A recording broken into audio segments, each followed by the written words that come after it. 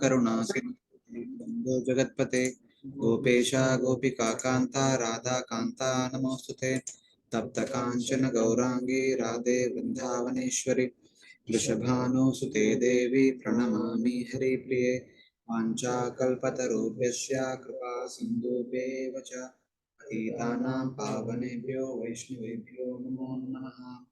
जय श्री कृष्ण चैतन्य प्रभु नित्यानंद श्री अद्वैत गदाधर श्रीवासादि गौर भक्तवृंद। हरे Krishna Krishna Krishna Hare Hare Hare Ram Ram Ram Hare Hare. Hare Krishna.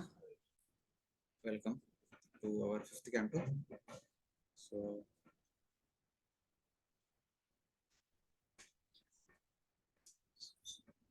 first chapter, activities of Maharaj Priyavrata.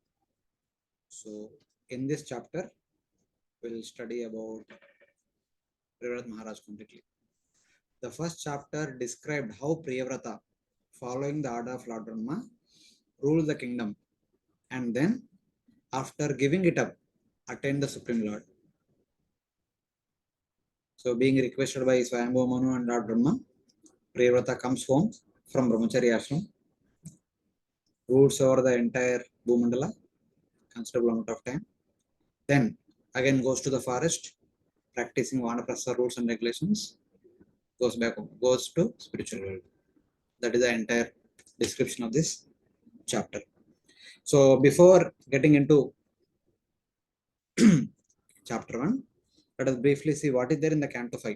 So we are going to discuss the whole canto 5. If you remember, we did second canto, end of the second canto in the last chapter.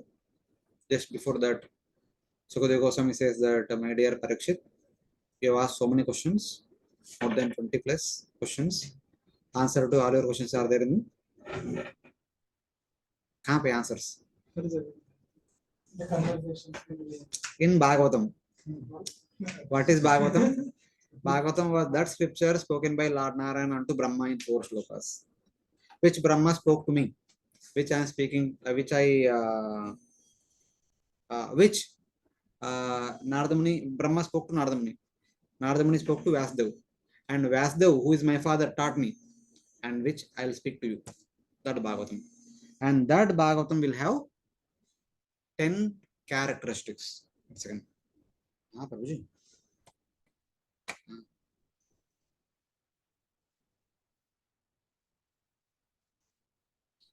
Okay. Okay. मैं रात को बात करता हूँ, class में हूँ अभी. Okay. So what were the 10 topics? Bhagavatam contains the 10 principal characteristics. What were they?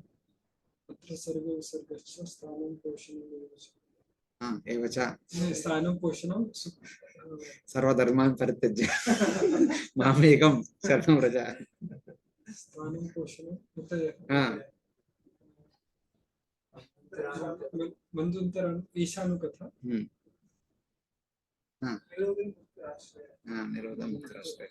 सर्ग विसर्ग स्थानं पोषणं मूर्ति मन्वंतर ईशानुकथा निरोध मुक्ति आश्रय.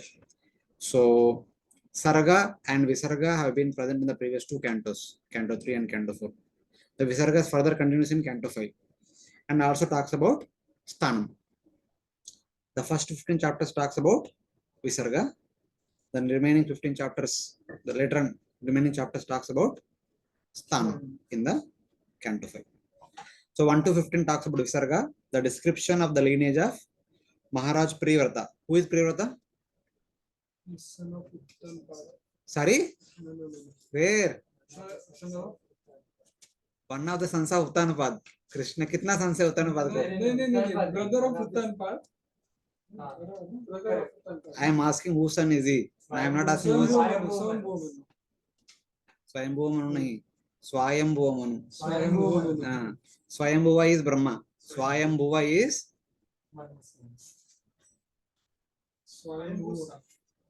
Swayambhuva is Manu. Swayambhuva is Brahma. Pandu Pandavas, Dhritarashtra, Dhartarashtra. So it's like that. So Maharaj Priyavrata is the son of Svayambhuva Manu. Okay, utna to yaad hai.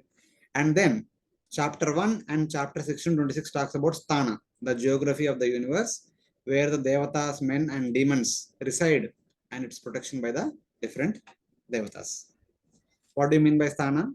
Sthana is the maintenance of the inhabitants of the Bhuloka, Patalaloka, heavenly planets, who are situated there with their respective rules and regulations. That means Sthana. Sthana means basically the description of different abodes along with the governing rules and regulations. So in this canto, that means in the canto 5, the geography of the universe or Sthana, where the devatas, men and demons reside, and its protection by the devatas are described. Though there is Visarga portion is there, but that is being discussed in the entire third canto, fourth canto also. So it is like continuation. Whatever remaining is continued. But the main topic of fifth canto is Sthana. 3 chapters tells the stories of Priyavrata, Agnidra and Navi. Okay. 3 chapters talks about the story of Priyavrata, Agnidra and Navi. And why it is happening like this?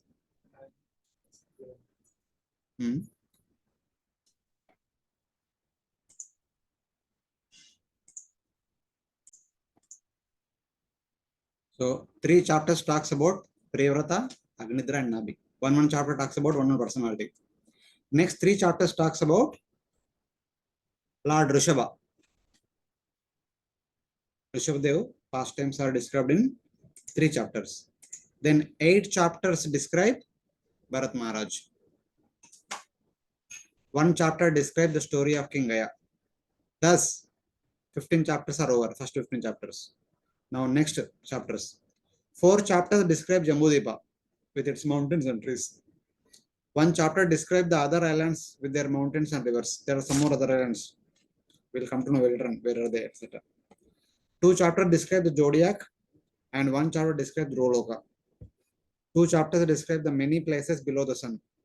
1 chapter describes. Anyone interested?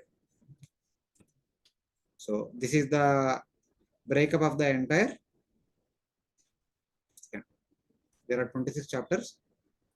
First 15 chapters talks about the lineage of Priyavrata Maharaj. The remaining chapters talks about the structure of the entire universe. So this is the breakup of the first chapter. There are about 41 verses. So Parishit Maharaj makes an inquiry about Priyavrata Maharaj. Then how Svayambhuva Manu and Brahma comes and informs Priyavrata that he should go back home and take care of the responsibilities of taking care of the kingdom. He goes home, takes care of the kingdom. He also does many other wonderful activities. Then he gives the responsibility of the kingdom to his children, his sons. Then takes some renunciation, attains perfection, goes back home back to Godhead. And chapter concludes with his glories. These are few things of the chapter. So now let us get into this chapter. So hearing that King Priyavrata first renounced and then accepted material enjoyment, King Parikshit was surprised. When did Parikshit Maharaj heard about Priyavrata Maharaj? सुना क्या कभी पहले कब? Uttarpad descendants of No, end of the 4th canto. Number is there. 4, 31, 26, 27. While concluding the entire discussion, Sukadeva Goswami briefly says about Priyavrata Maharaj. What did he say? Learning knowledge of Atma from Narada Muni, because he was a student of both he and his younger brother Uttanapada. Both were students of Narada Muni. They gone to Gurukul, they studied nicely. After education was over, one stayed back in the Gurukul, one returned home. He who returned home became the king. He who stayed back in the ashram remained in the ashram only. So what did he do in the ashram? He learned about Atma. From whom? From Narada Muni. Who is he? Priyavrata. But eventually, the shloka says that He came home and enjoyed the earth, divided among his sons, and attended the Lord's abode.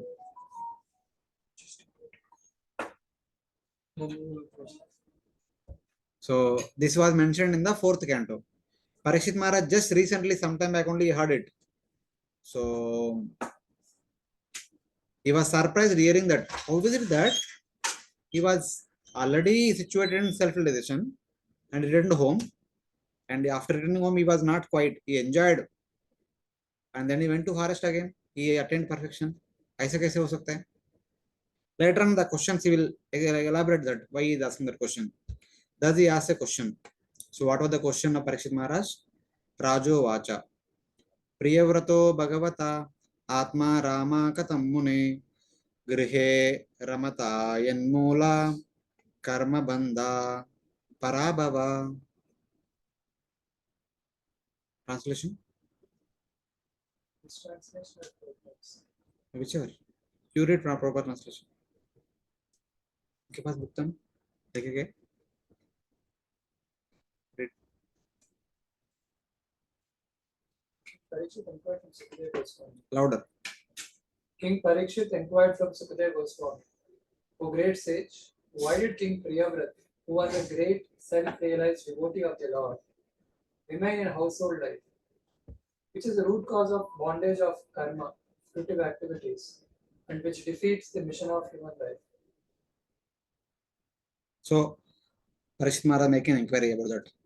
He says that, O sage, how did the great devotee Priyavrata, who is an Atma Rama, he was not an ordinary person, who is an Atma Rama, enjoyed household life.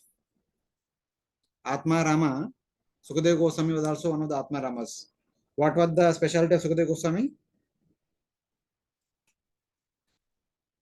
He left everything and is walking.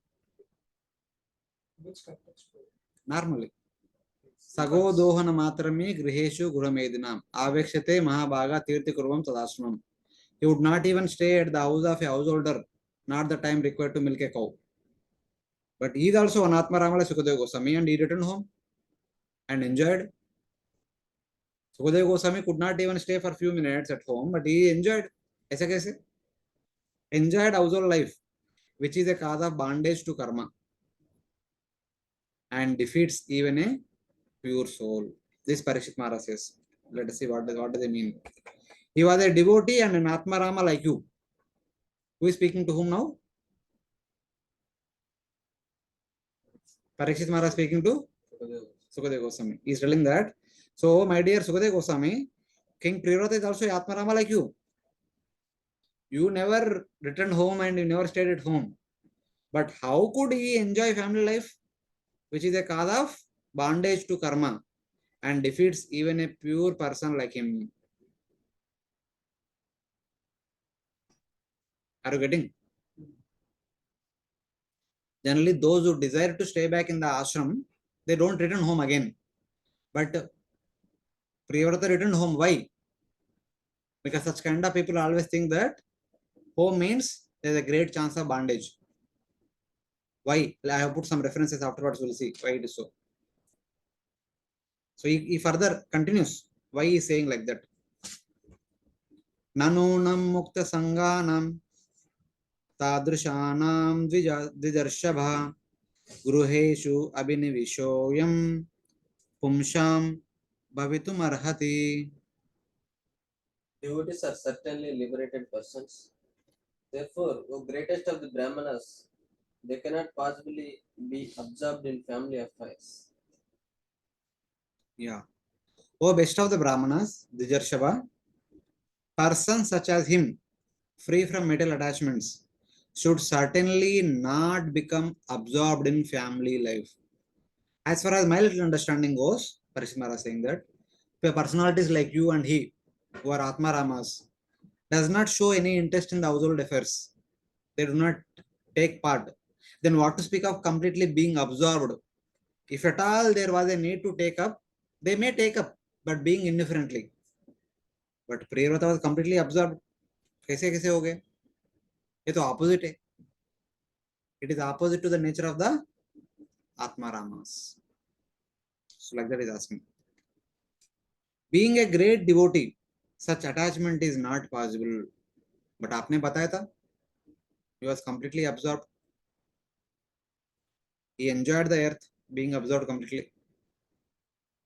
So please tell me what is the reason for that? How it happened? He continues. Mahatam kalu viparshe uttama shloka padayo chaya nirvritta chittanam na kutumbe spruhamati. Elevated Mahatmas who have taken shelter as lotus feet of the Supreme Personality of Godhead are fully saturated by the shade of those lotus feet. Their consciousness cannot possibly become attached to family members. Why he is asking this question? O best of the Brahmanas, great souls such as you and Priyavrata, whose minds are blissfully engaged in the meditation on the lotus feet of the Lord, which extinguish samsara, are not so foolish to desire household life. Na amatihi kutumbe spruha. Such kind of people who are completely absorbed in relishing the bliss of Krishna Prema does not show any interest in household life. Okay. The reason will come later. The reason is that they are attached to the Lord. Those whose minds constantly engaged in meditation on the Lord are blissful because of the shade of Lord's lotus feet, which extinguish samsara, do not have the ignorance of desires for family. Parikshit are not saying that having attachment to family is wrong. It's that generally people like you yourself, Sukadeva Goswami and Priyavrata, who did not show any interest because he could have come home long back only, along with his brother. When Uttanapada came home, he could have also come home. But he stayed back, displaying his temperament of renunciation. But still, having displayed such a strong temperament of renunciation, how did he come back home? Okay, he came back home because there is a need, but he was completely absorbed. What was the reason for that? He wants to know in detail. He was not criticizing in that sense. Samshayoyam mahan brahman Daragara sudadishu saktasyaya siddhir abut Krishne cha matirachuta. The king continued, O great Brahmana, this is my great doubt. How was it possible for a person like King Priyavrata, who was so attached to wife, children, and home, to achieve the topmost infallible perfection in Krishna consciousness? Now he reveals, O great Brahmana, Mahan Brahman, my doubt is that though he was attached to wife, house, and children, to the kingdom, and etc., he still attained perfection and always thought of Krishna. This is the question. If somebody is highly renounced, they don't show any interest in the family enjoyment. If somebody is deeply involved in family enjoyment, do not easily attain the highest perfection very quickly. They will attain, but it will take time. In the same lifetime, it may happen, may not happen, or they need to work very hard. But he attained very easily. ऐसा कैसे हो गया? जो इधर था आदमी इधर आ गया, इधर से आदमी इधर चला गया वापस. What's happening with him?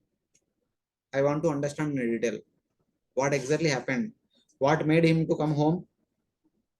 And what had made him to be completely absorbed in the household affairs? And how astonishing that he attained perfection very easily. What kind of a great soul is he? Can you please talk about him in detail?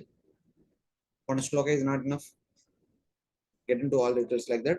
Parishit Maharaj is inspiring Sukadeva is going to speak more. How is it that though because of some aparadha he became attached to household life, he still attained perfection and his attention did not waver from Krishna? Is it due to some aparadha he came home and became attached to household happiness? But it does not seem so, because still he attained perfection, the highest perfection, and his attention towards Krishna did not waver. So there seems to be some magic happening with him. Can you kindly please explain about this? So these were the different questions or doubts of Parikshit Maharaj for the clarification. So now Sukadeva Goswami answers and also explains about why our Priyavrata Maharaj returned home and acted as if he was completely absorbed and eventually attained perfection instantly, not after a long time. So what exactly happening with him? So in the fifth canto, most of the verses will be prose. Wherever prose is there, we may not be able to read the verses. We will read the translation and read the notes and move on. So someone read the translation.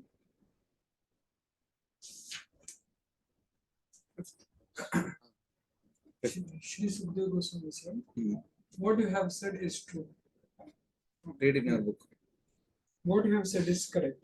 The glories of the Supreme Personality of Godhead, who is praised in eloquent, transcendent verses by such exalted personalities as Brahma, are very pleasing to great devotees and liberated persons.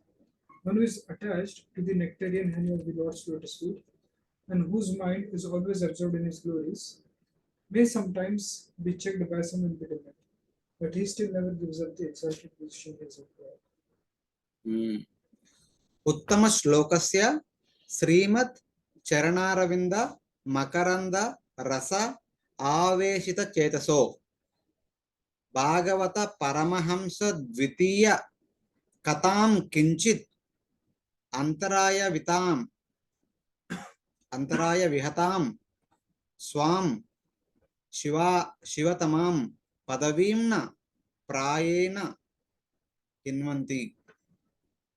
So here Sukadeva Goswami said that what you have said is actually true, but those whose minds are completely absorbed in the sweet taste of the lotus feet of the Supreme Lord do not generally give up the auspicious path of topics of the Supreme Lord, who is dear to the greatest devotees, though there may be some obstacle.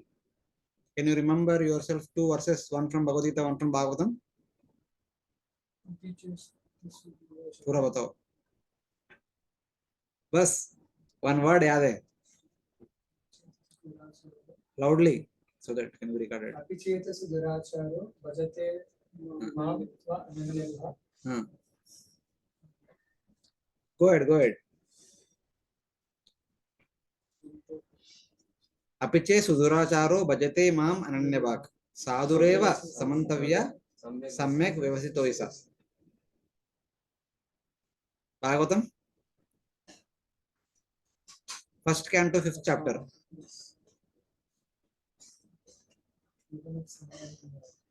Narada Muni only tells. At least translation, remember? उसके बाद 17, 18, 19, 3 verses comes in that one verse. त्यक्त्वा स्वधर्मं चरणाम्बुजर हरेर भजन न पकोता पतेत ततो यदि यत्वा क्वभद्रं भूतमुष्यकिं कोवार्ता आप्तो भजतां स्वधर्मता.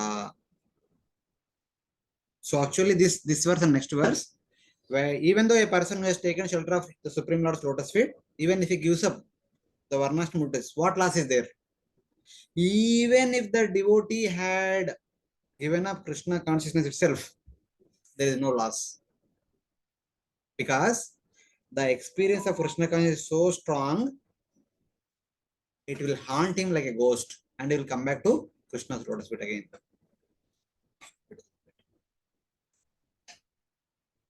When someone has tasted the nectar of Krishna's lotus feet, temporarily one may give up, but one will never give up completely.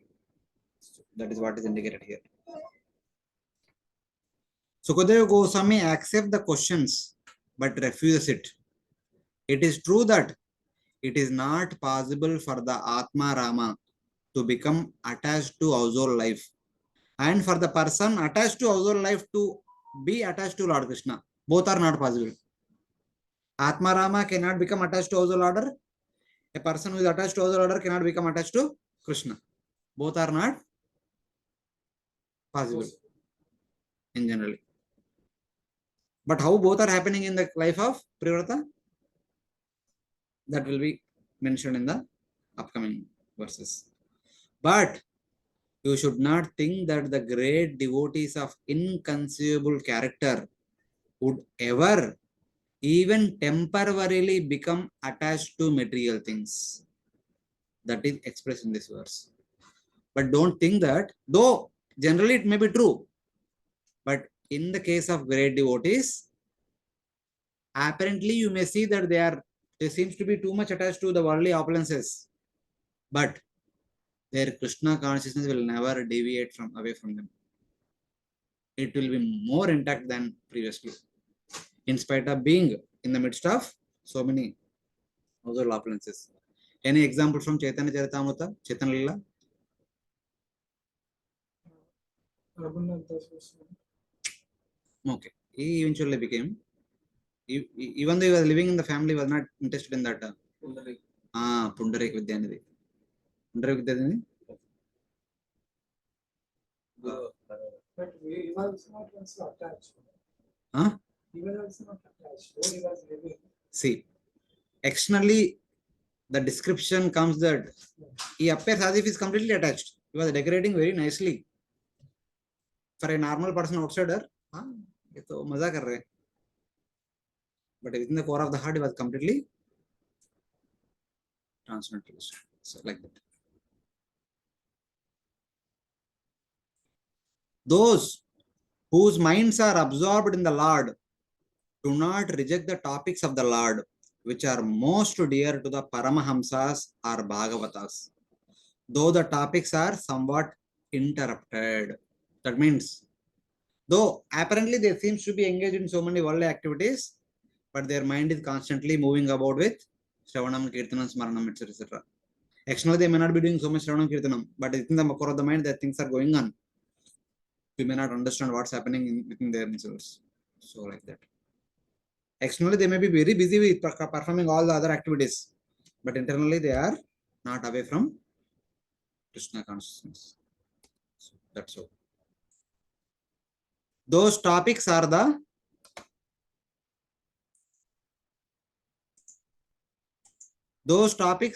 path giving happiness to the devotees. Since by that path, the devotee attains the Lord, but does not follow. But does the following verse not show there is an obstacle? Of course. So the topics of the Supreme Lord, basically Nama, Rupa, Gunlila, the Smarana, whatever is happening within the core of their heart, actually giving them the bliss, the nourishment of sustenance, everything is happening by that only. But somebody may question, अभी भागवतम बताया था एक जगह पर, कभी कभी होता है, there is interruption also. So what about that? So it is said that tatanate madhava tavaka kvachit brushanti marga tvayibadda sahruda tvayabhi gupta vicharanti nirbhaya vinayakani kapa murdanas prabhu. O Madhava, O Supreme Lord, Lord of the gods of fortune, if devotees completely in love with you sometime fall from the path of devotion, but they do not fall like non-devotees. Apparently, they seem to be falling down. Apichet Suduracharo. But Bhajate Mam Ananyabhak. For you still protect them. How? Thus they fearlessly traverse the heads of their opponents and continue to progress in devotional service. Sadhureva Samantavya Kyu Samyak Vajitosa. Even in spite of committing some mistake, still they continue to practice bhakti. The Lord will protect them, such kind of people. So it's like that. True, the devotee does not have any obstacle arising from time and karma. The devotees who are completely dedicated to Supreme Lord, they are not disturbed by time and karma. What is the meaning of time? We discussed about time and karma in the 9th chapter of the 2nd canto. बहुत दिन हो गए, बहुत महीना हो गए, भूल गए. Time indicates kala. Kala indicates the 6 changes that take place in one's lifespan. What are the 6 changes? Huh? In sequence. One, birth, growth, Reproduction. reproduction, staying for some time, dwindling, death. 6. These are the effects of time which take place in one's lifetime. And the effect of karma, which is due to Maya, which gives rise to cycle of transmigration, moving from one species to other species. That is the effect of karma. Time activates the movement of the body within one lifespan. Karma activates one's movement, jiva's movement from one body to other body. But a devotee does not affected by time and karma. What is the reference? Second canto, third chapter, text number 17. Second canto, chapter 3, text number 17. Ayur harati vaibhamsham Udayan नसौ चयन नसौ तस्यार्थे ऋतु वहितो नीता उत्तम श्लोक वार्तयेत. मतलब क्या? Life of अंकित प्रभु. मतलब ऐसा कि with the rising and the setting of the sun, the life of a non-devotee is taken away by time. But for those who are constantly hearing about the Lord, loud. They are. It does not. For the people in general, every rising and setting of the sun depletes one day from their lifespan. But tasyarte vahito nita uttama shloka vartayet. Those people who are doing vartalapa of uttama shloka, they are not affected by time. Whatever it is, whatever you may say. They are exception from the influence of time. Sun's rising and setting does not affect them. Because while living here or after I am going to spiritual, they continue to do same thing only. They continue to do Shravanam, Kirtana, Smaranam only, nothing else. उनका जीवन में कुछ नया आएगा नहीं, वही चलता रहेगा. So it's like that. Great offense is pacified over a long time. Okay, sorry. However, there are two types of obstacles for the devotees. One is that caused by the great offense. Aparadh ke wajah se there is some delay in one's spiritual progress.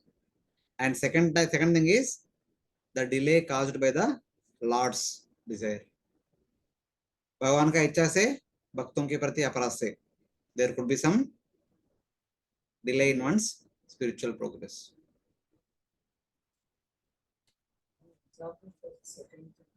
अभी देखो, wait, I'll give you examples. Great offense is pacified over a long time after undergoing appropriate difficulties, or it is quickly removed by the mercy of great devotee. अपराध किया, अपराध का माफी नहीं मांगेगा तो it take long time to nullify. माफी मांगेगा तो तुरंत निकल जाएगा. Example is Dvivida and Rahuguna. Both committed offense. Dvivida did not beg forgiveness, so he had to stay for a long time. Later on, he was killed by Balram. Then he was cleared of offense. But Rahuguna, he committed offense, immediately begged forgiveness, which will come in the 5th canto. Later on, we'll read that. He was given mercy. He got delivered. So it's like that. Second, the Lord's desire means to teach proper conduct to the devotee, and the obstacles arising from Lord's desire only increases prema in the devotee. Example is Bharata Maharaj. When apparently it seems that the devotee's spiritual progress is delayed, that is caused by Lord's desire. Why Lord does that? In order to teach the proper conduct to the devotees in general, devotee community in general. Through the medium of a great devotee, the Lord teaches how the devotee should behave and should not behave. So example, but even though that happens, even though their progress is delayed, but their prema for the Lord increases. One example is Bharat Maharaj.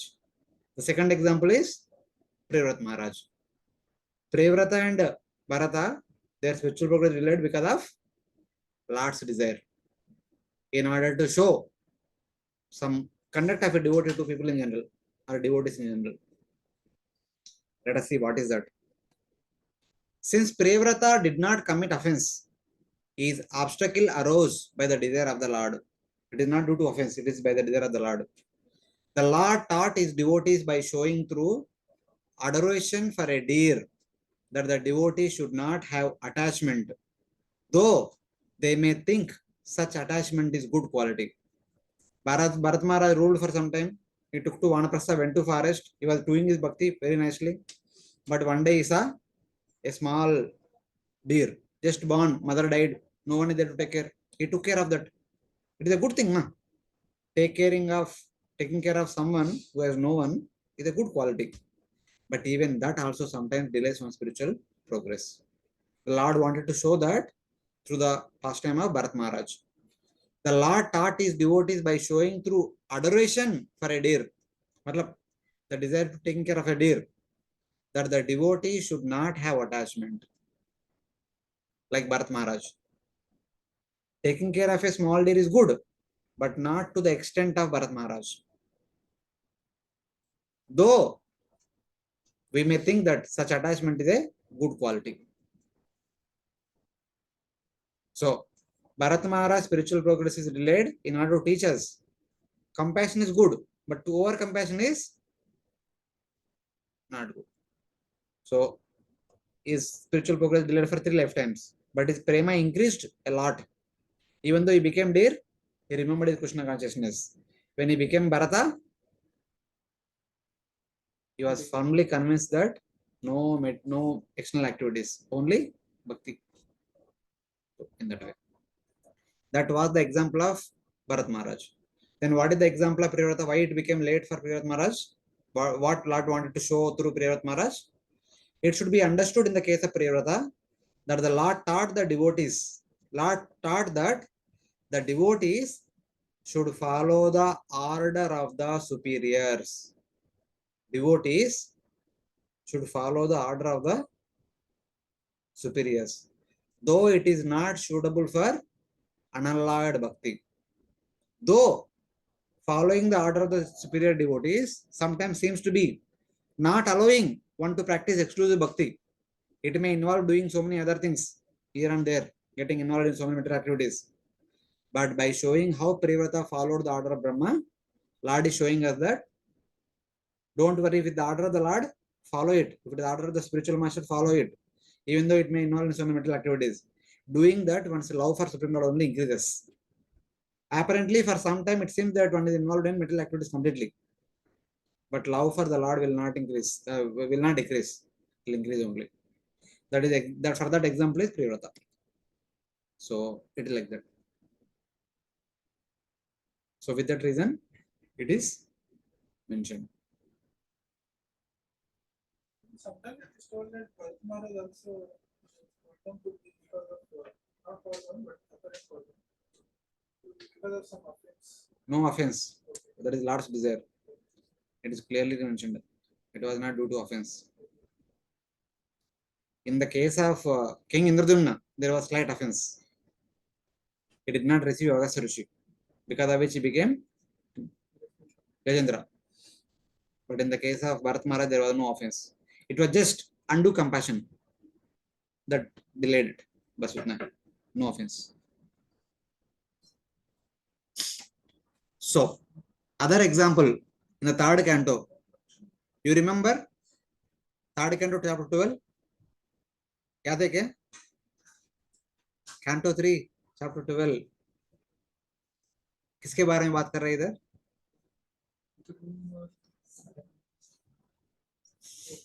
उस श्लोका में है already. Brahma created Sanaka, Sanatana, Sananda and Sanat Kumara, who are free of material actions and strict in brahmacharya. Brahma said to his sons, after begetting them, he said, so my dear sons, get married and beget children. They said, being devoted to Supreme Lord and intent on liberation, they did not agree to do so. They said, no, we don't. We better remain as a small kids than growing to youth. but we don't want to get into household order by which we are supposed to beget children.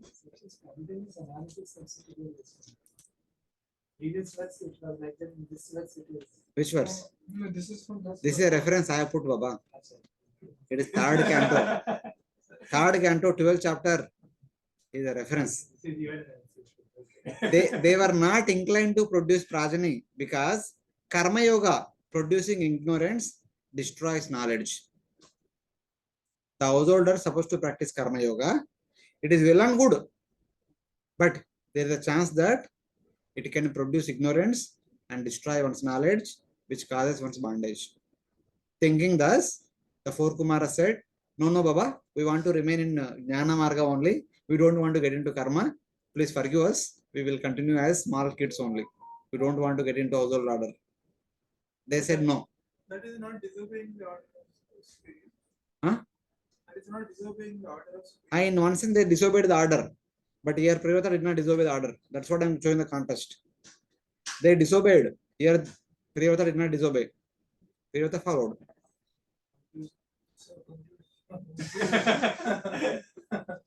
In which cases, which weightage should be given, and what is the principle which upholds the supreme? Is obeying to the superiors, that principle, because in the purport of this, Prabhupada actually says, takes the side of the Chaturkumaras. Only in this case, one can actually disobey the orders of. Recently, in one of the Bhagavatam classes last month, we discussed. I gave one class. The principle of expressing gratitude.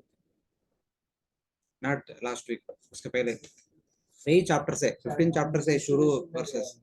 आप लोग बाहर थे शायद. That time I was talking about Lord Brahma gave instruction to everyone. Kardama Muni, he told him to get married and beget children. To Svayambhuva Manu, get married, beget children. They executed it. Lord Brahma was completely happy, and Lord was also happy, and both went back to Godhead. Here Priyavrata also doing the same thing. He also went back to Godhead. Okay. According to the current context, 55th canto, we should follow the order of the Lord and seniors. Okay, when we read third canto, then that is correct. In third canto, we have Svayambhuva Manu. The same chapter talks about Svayambhuva Manu. I mean, not same chapter, 13th chapter. 12th chapter Kumaras we have. 13th chapter only Svayambhuva Manu comes. So in one chapter only it is contrast. So is it the comparison of the bhakti and this? Whereas the bhakti was actually practiced with Priyavrata Maharaj. So there was no fault. You mean that Kumaras are not devotees? No, at that time when they actually said this statement, they were jnanis, they were not bhaktas. ऐसा है क्या? Understanding like that. ऐसा है क्या?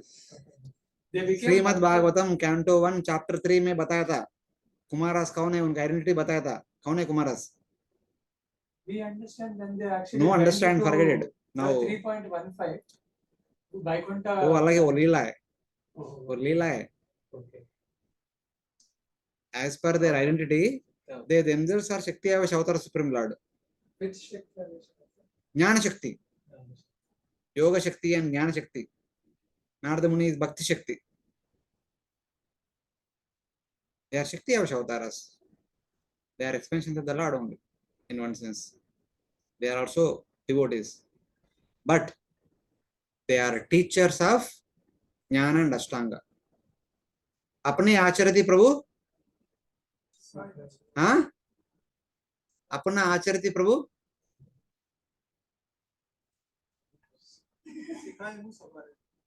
शिकायमु सबरे. That sabare is important. अपने आचरति प्रभु सबा शिकायला. Practicing to oneself, one teaches to everyone. That person is called Acharya, teacher. The 4 Kumaras have appeared, or rather, the Lord appeared in the form of 4 Kumaras in order to teach one and all Jnana, Ashtanga Yoga, Vairagya, and Tapasya. 4 sadhanas out of the 6 sadhanas. Other than Karma and Bhakti, the remaining 4 sadhanas are taught to one and all by the 4 Kumaras. They have appeared to teach it. If they are supposed to teach it, they are supposed to practice also ना. खुद practice नहीं करेंगे, बाकी लोगों को बोलेंगे तो कैसे करेंगे? अभी आप लोग बाहर जाके भगवद गीता बांट रहे हैं ना, भगवद गीता ले लो, लेके क्या करने का, भगवद गीता पढ़ो। आप पढ़ा क्या? नहीं पढ़ा।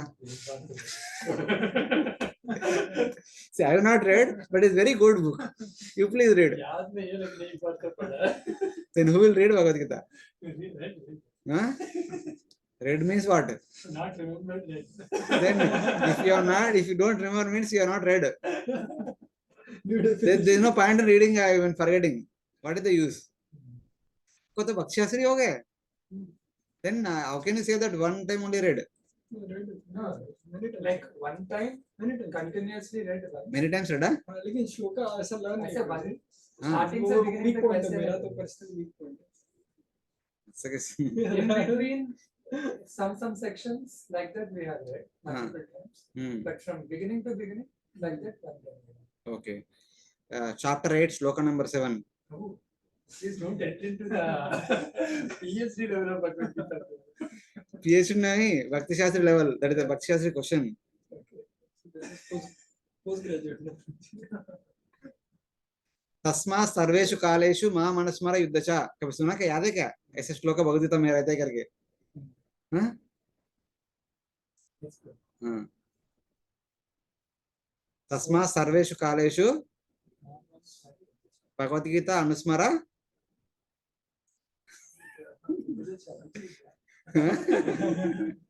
युद्ध नहीं. अभी whatever you are doing you should do. Whatever you are doing in daily activities, you should do all those activities while remembering Bhagavad Gita always. Replace Mam by Bhagavad Gita. Replace Yuddha by your daily activities. That is the instruction for us. Tasma Sarveshu Kaleshu Bhagavad Gita Anusmara Karma Karoti. Or Bhakti Karomi. Bhakti Karoti.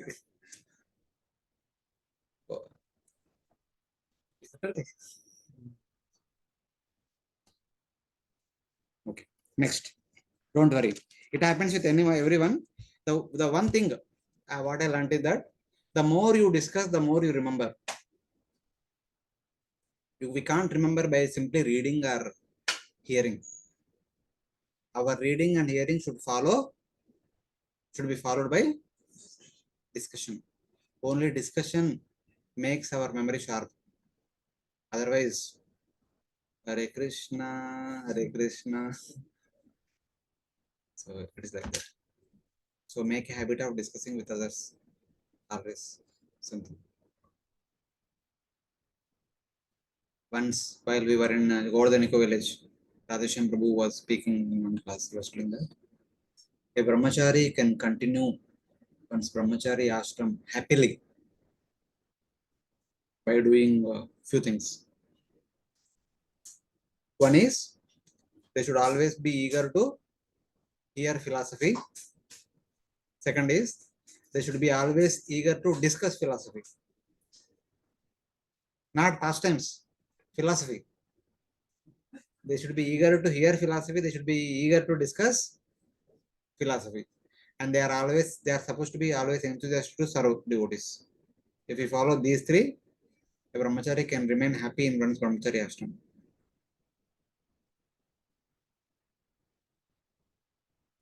Otherwise, struggle, हर दिन का struggle चलता रहता है. Okay, someone please read the translation for 6 verse. Sukadeva Goswami continued, my dear king, Prince Priyavrata was a great devotee because he sought the lotus feet of Narada, his spiritual master, and thus achieved the highest perfection in transcendental knowledge. With advanced knowledge, he always engaged in discussing spiritual subjects and did not divert his attention to anyone else. The prince's father then asked him to take charge of ruling the world. He tried to convince Priyavrata that this was his duty as indicated in the revealed scriptures. Prince Priyavrata, however, was continuously practicing Bhakti Yoga by constantly remembering the Supreme Personality of Godhead, thus engaging all his senses in the service of the Lord. Therefore, although the order of his father would not be rejected, the prince did not welcome it. Thus, the very contemptuously, raised the question of whether he might be diverted from devotional service by accepting the responsibility of ruling over the world. Okay. Sukadeva Goswami is getting into the details. He is replying to Parikshit Maharaj. O king, when Priyavrata, the son of the king, son of which king? Whose son is he? Svayambhuva Manu. Not Svayambhuva Manu. Svayambhuva Manu. When Priyavrata, the son of the king, the greatest of devotees, who had become fully conversant with the highest goal and truth, Anjasa Avagata Paramartha Sa Tatvato Tatvo Paramartha Tatvam. He became expert. How? By serving the lotus feet of Narada. His spiritual master was Narada. And had attained initiation by meditation on Atma. Okay. Brahma Satrena Dikshisyamana. That means he attended Samadhi platform on Brahman. In the sense, he could meditate on Lord's pastimes continuously. He had come to that point, being instructed by Sri Narada Muni. And while he was in the Samadhi platform, continuously meditating on the personal Supreme Lord, Nama, Rupa, Guna, he was doing continuous Paranam only. Suddenly, one day, father came. He came to his son who was meditating on Lord's pastimes, and he requested his son to rule over the earth. So, my dear son, please come home and rule over the earth.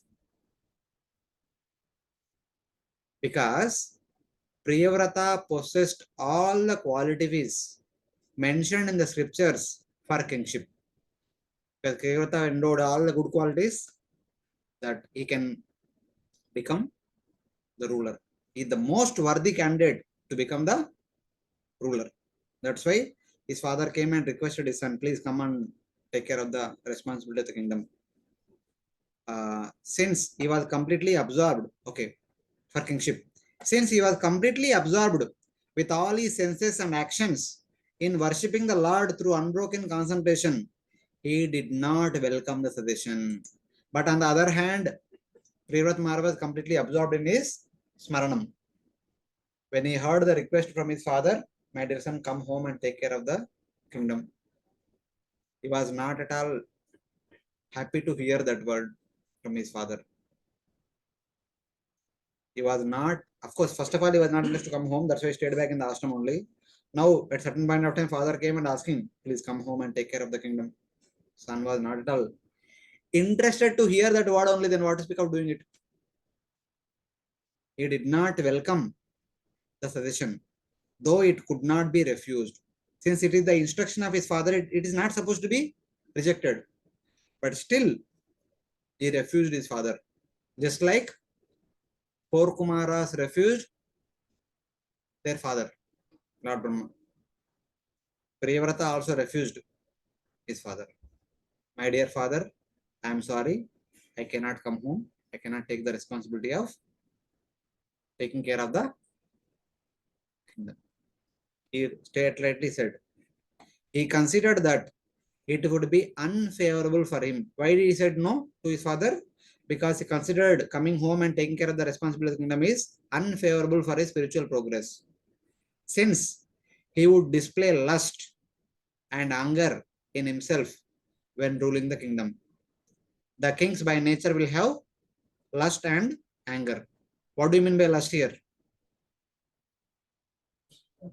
Huh? Desire something else which is apart from. Apart from? Apart from Krishna. Last month, rebel. आप लोग pure devotional platform में है तो ऐसे कैसे थोड़ा हमारे platform पे आ जाओ थोड़ा नीचे आ जाओ Getting more kingdoms land. हाँ desire to expand more and more. This is not grass lust. This is the lust in a way that desire to expand the kingdom more and more, desire to expand the opulence more and more, that lust. And also anger. When things are not going in one way, there is anger. There is anger between two kings. There is a fight. There is battle, bloodshed. So many things are there. Either that all these things are who worries all these things. जाने दो मुझे नहीं चाहिए. I'm happy in the forest, meditating on the Lord's pastimes. मुझे नहीं चाहिए, वो सब नहीं चाहिए. Because these things will bind one. The desire to expand more and more, one becomes bound. And out of anger, one loses control. When somebody comes into anger, what was the pastime? Fourth canto ho gaya na? Which pastime talks about when one becomes angry, loses control? Dhruva Maharaj. Daksha is also there. Dhruva Maharaj. In the case of devotee case, Manu comes and tells, ज्यादा हो गया, please रुको, ना मत करो. जो एक का प्रॉब्लम था उनको मार दिया आपने, बहुत हो गया, बस रुक दो, ज्यादा मत करो. So it's like that. King Priyavrata's status as an Atmarama was natural. By birth he was Atmarama. That's why he stayed back in the ashram or did not come home. If he was interested in kingly opulences, he could have come home. He was not interested. He was happy to live with. हाँ, वही है ना. अभी गुरुकुल को छोटे बच्चे के time पे जाते हैं ना, गुरुकुल जा गया, उधर रुक गया, वापस आया नहीं घर पे. हाँ, by nature he was inclined to be indifferent to all the opulences. By the mercy of great sage Narada, he had become the greatest among the devotees. But only by the order of Lord Brahma did he take up the household life. That is stated in this verse and upcoming verses. Though his father Manu came and requested him, please come home and take care of the kingdom, he said no directly. But he went back home and he took up the rule, because later on Lord Brahma will request him. He did not say no to Brahma. Though he said no to his father, but he did not say no to his grandfather Brahma. Later, it will come. It will come. Sorry, one more thing. In this case, Svayambhuva Manu, he was still in the ruling. We will discuss. We will discuss that later. We will discuss that later. For more details, please read Bhagavad Tattva Vichar. All the details will be there in the book. Vava means certainly. When ordered by his father to do this for protecting the earth, he did not welcome the order. Brahma made his appearance from his own abode. Later on we see in the next verses that Brahma comes and convinces him. By serving Narada, he quickly became fully knowledgeable of the highest goals and truths and attained initiation through the meditation on Atma. By following the instruction of Narada Muni, he easily came to the platform of Smaranam, and he was doing completely Smaranatmika Bhakti. Then he became eager to limit himself with determination to experience only the Supreme Lord full of eternity, knowledge and bliss, and not any material objects.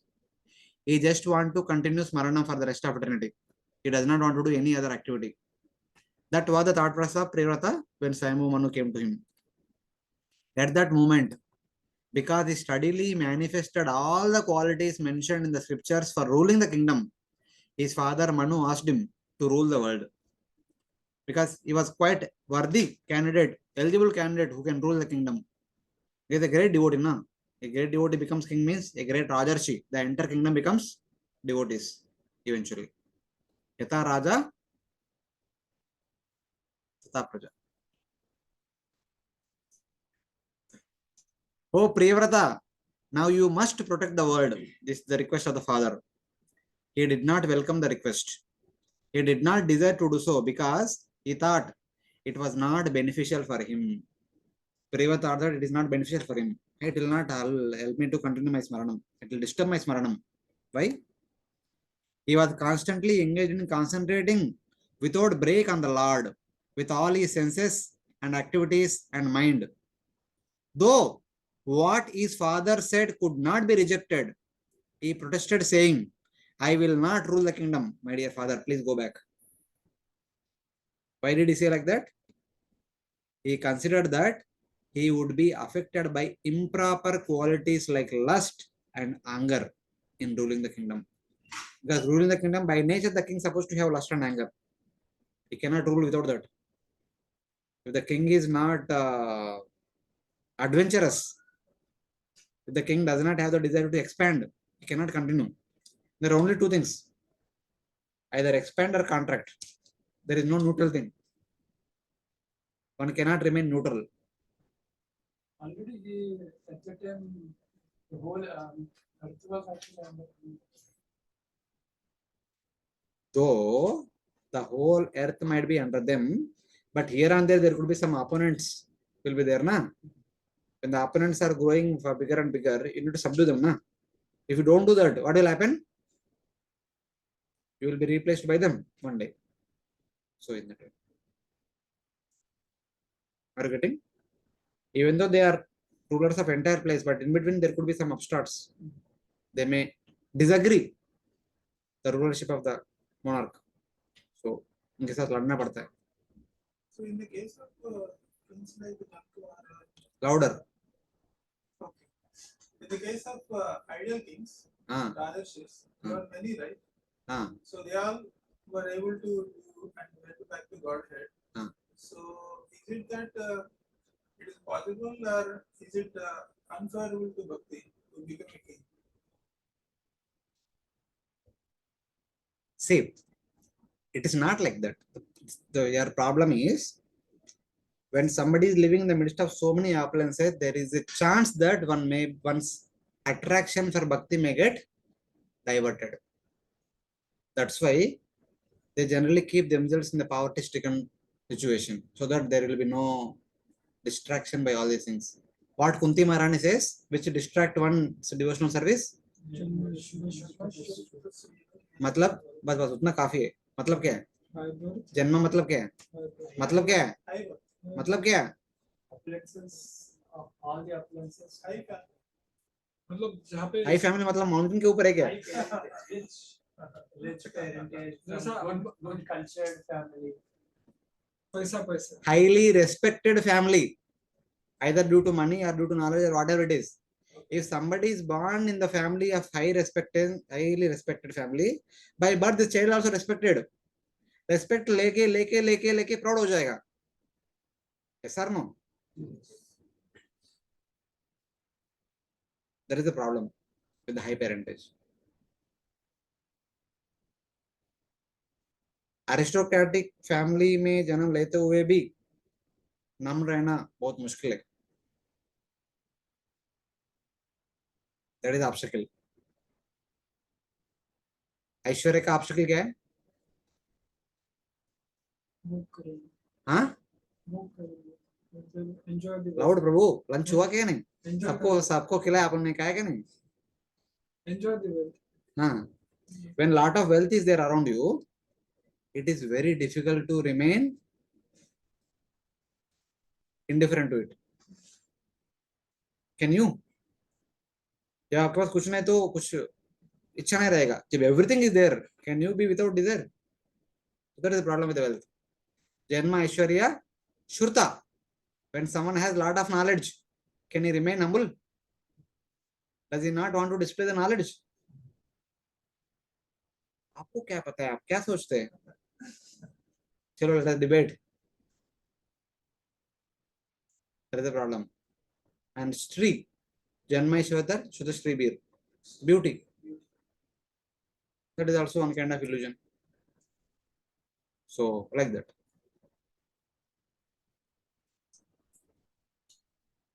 They are obstacles. There is a great danger. But still, some will not be affected by all these things also. In spite of staying in the midst of all these things, they have Lord's mercy. By Lord's mercy, even though you're living in the midst of all these things, one is not affected by all these things. Such kind of devotees do have Lord's mercy. They are not affected.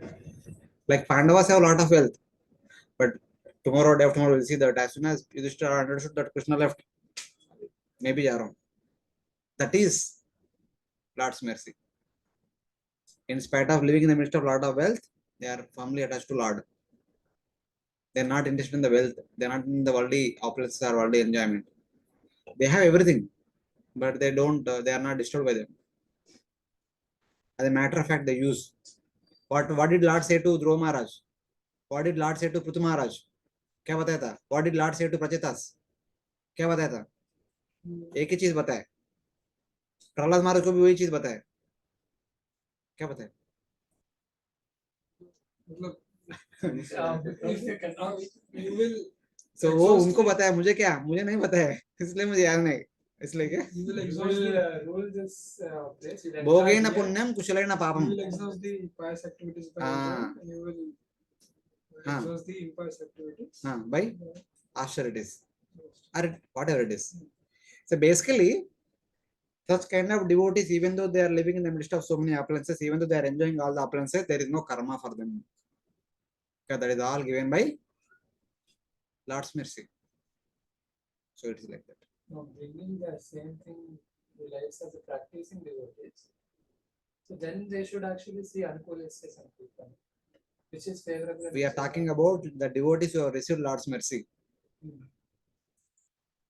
We are, first of all, not devotees. Then we don't know whether we receive Lord's mercy or not. I'm talking about myself, not about you. No, no. आप लोग certainly महान शुद्ध भक्त.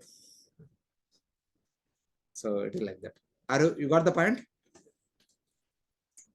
Next, please. आज कुछ होगा क्या? Sukadeva Swami continued. The first created being and most powerful demigod in this universe is Lord Brahma, who is always responsible for developing universal affairs. Born directly from the Supreme Personality of Godhead, he dedicates his activities to the welfare of the entire universe, for he knows the purpose of the universal creation. This supremely powerful Lord Brahma, accompanied by his associates and the personified Vedas, left his own abode in the highest planetary system and descended to the place of Prince Priyavrata's meditation. So when Priyavrata said that, my dear father, I am sorry, you please return. I cannot come home, I cannot rule. Then when this discussion is going on, when the father kind of dissatisfied, suddenly Brahma comes down from Satyaloka. Because that is the need of the hour. That's why.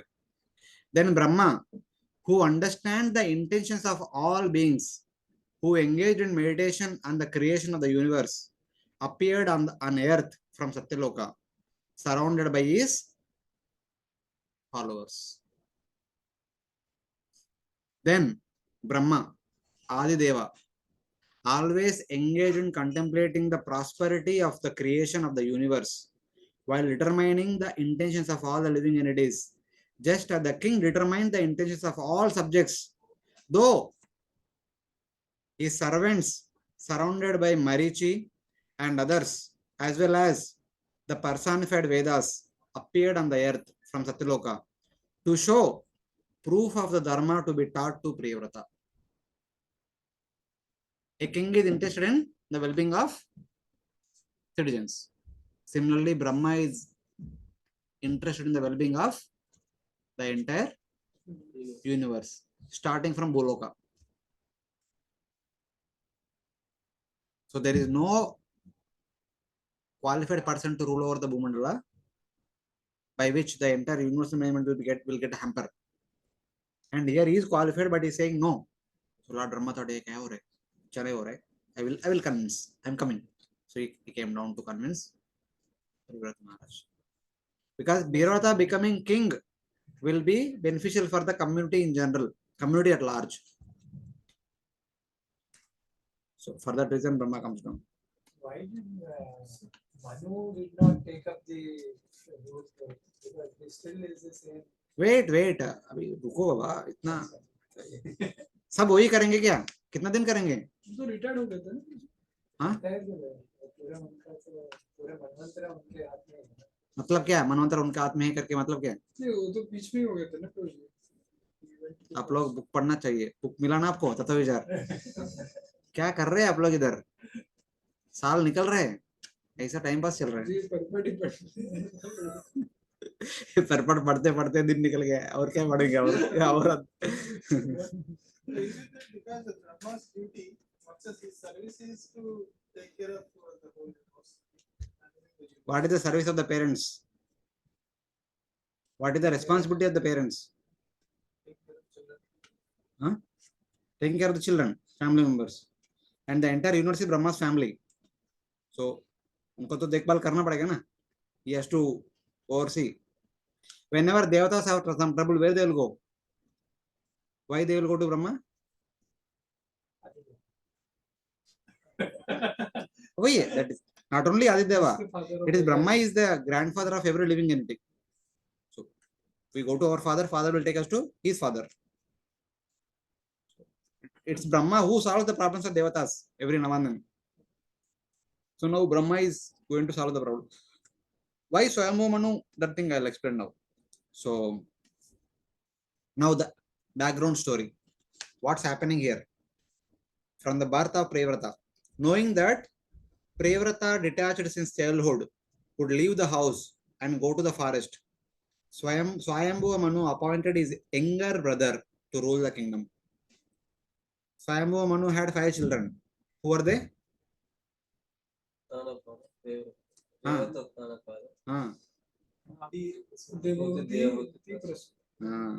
Eldest among all the 5 children was Priyavrata.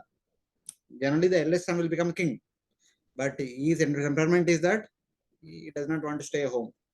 When they went to Gurukul, he stayed in the Gurukul only. Uttanapada returned. So Swayambhuva Manu made Uttanapada the king.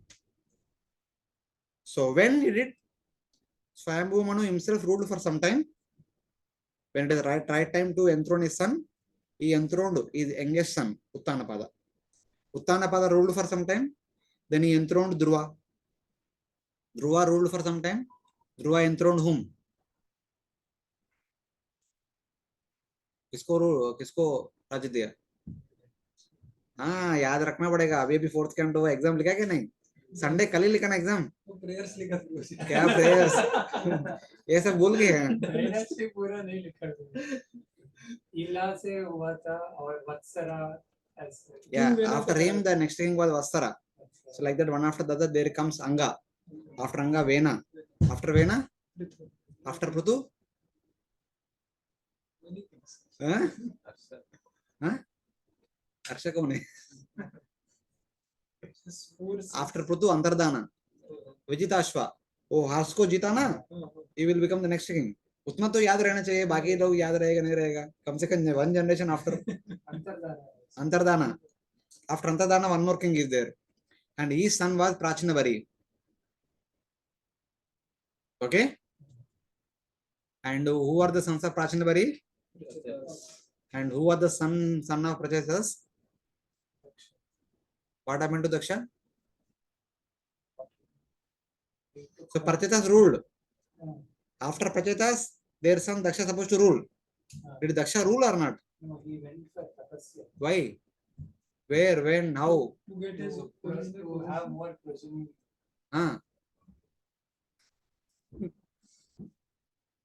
There I don't know. But till 6 months mantra he was doing tapasya. So that is the thing. Swayambhuva Manu ruled for some time. Manu is there. The entire Manvantara period is the responsibility of the Manu to look after the well-being of the entire Manvantara period. But he himself does not rule for that long time. He ruled for some time. After me, his son will rule. His son will rule. Like that, rulership goes on. The sons will go back to Godhead, but he has to remain here for another period. जो भी हो, उनको रहना पड़ेगा इधर. पूरा tenure होने के बाद ही he can go back to Godhead. Swayambhuva Manu ruled. He went to the forest. He is performing austerities. His son ruled. Uttanapada went back to Godhead. Dhruva ruled. Went back to Godhead. In one sense. Prutu went back to Godhead. Anga went back to Godhead. Prachetas went back to Godhead. But still Swayambhuva Manu is there only. उनका दूसरा बेटा is also performing austerities. So when Daksha was supposed to be ruling, okay, who born as a son of 10 Prachetas, he did not become the ruler. He went to the forest to regain his original position. Now there is no qualified person to take care of the Bhumandala. That time Swayambhuva Manu comes to the ashram of Narada Muni and requests his son. So my dear son, please, आपको पहले आने का था, पहले आया नहीं, कम से कम अभी तो आओ. It was according to Shastra, the eldest son supposed to be the king. You are not become the king. Your brother ruled and his descendants ruled for some time in your absence, but at least आप तो अभी आके करो आपका duty. So like that he was requesting. So Uttanapada descendants up to Prachetas ruled the kingdom. In this way, half of Swayambhuva Manvantara passed. From the time of Swayambhuva Manu till the time of the birth of or till the time of the renunciation of the Prachetas, half of the Manvantara period is completed. How much is the time of one Manvantara? What is the duration of one Manvantara?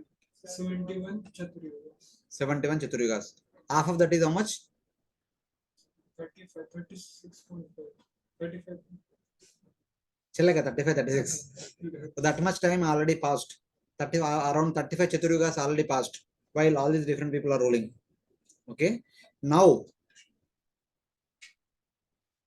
at that time, Svayambhuva Manu, of course, at that time Daksha was born second time. First, after being died by the cutting of the head by Virabhadra, Lord Shiva joined goat head to Daksha. He was revived. And after some time, he passed away in due course of time. Then he was born as the son of 10 Prachetas. That is second birth of Daksha. So at the middle of the Swayambhuva Manvantara period, Daksha was born as the sons of Prachetas during Swayambhuva Manvantaras. But with the desire to attain his previous powers, he went to perform austerities. So there is no one to rule over the Bhumandala. Since there was no king, Manu, seeing no alternative, wanted to bring Priyavrata back from the forest. When he was not able to bring him back, Lord Brahma came and made Priyavrata rule the kingdom. This is the back history. There's always a confusion that here it is one way the managerial affairs of this universal creation. It is one duty. Whose duty? I'll tell you. No, you said one duty, but kiska duty? Either taking the responsibility as Swayambhuva Manu or Lord Brahma. Swayambhuva Manu is only responsible for, or in fact, any Manu is only responsible for Bhumandala only. Yes. They are not responsible for the other place of the universe. Yes. Brahma is responsible for the entire universe. Swayambhuva Manu, one is to manage the planet, and other is Not planet, manage the Bhumandala. Bhumandala. Or Bhuloka.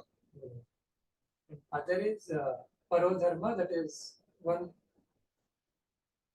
Parodharma. That is Kiska Parodharma?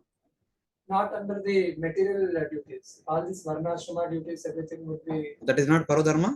If the duties are not Parodharma? If we classify these two, then this would be actually superior duty. Always is already in the Samadhi stage. Please take away that understanding from your mind. That is not correct. Don't do that kind of discrimination too much. It is not good. Doing our duties is also part of our bhakti. Doing our duties, though we may say technically it is Swadharma, Padharma, Paradharma, this Dharma, that Dharma, it is not at all good. This is also part of bhakti. You cannot say that okay, these are activities are not bhakti activities. Whatever other activities you are doing in the Brahmacharya ashram, are they bhakti activities in that sense? By definition, bhakti means Shravanam, Kirtanam, Smaranam, Archanam, Vandanam, Sadhasim, Atma, Sakyam, Atmanivedanam. You might be called for subject cutting. You might be called for prasadam serving. Are they bhakti activities? I am just giving an example. According to you, Varnashram duties you are talking, na? I am giving an example of Varnashram duty. As a Brahmachari, our Varnashram duty is to take care of some services in the temple. Temple hall cleaning, subject cutting, prasadam serving, taking care of the maintenance department, this department, that department. All these are duties of a Brahmachari in the Brahmachari ashram. This is Varnashram duty. Are they bhakti activities or not? Yes. How they are bhakti activities? In the consciousness is to actually be essential.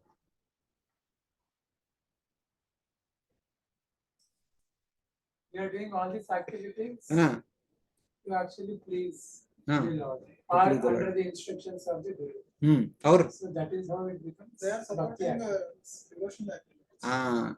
All these activities are supporting our bhakti activities. Without doing all these activities, can we practice our bhakti? Only by doing that. Unless until one is on the platform of Raghunath Goswami. Otherwise, not. Yes. So in that sense, that is superior. Which is superior? Priyavrata was already in that platform. So?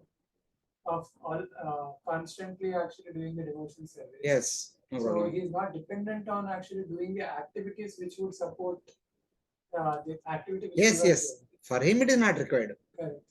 So, no, what is your question? So then why Swayambhu Manu wants to actually bring the Priyavrata Maharaj into this? You could be considerate and also. Is it like understanding that even if he is brought Wait. here, he will not be I'll give you affected? example. With that understanding he brought? When Lord Narasimha told Prahlad Maharaj, come home, come to spiritual world. What did Prahlad Maharaj say? Did not say anything, huh? No, he said that I will actually go to the hellish planets and would like to deliver them. We did not say like that. I don't want to come alone while all these people are suffering here. I want to see that all these people are also going back to spiritual world.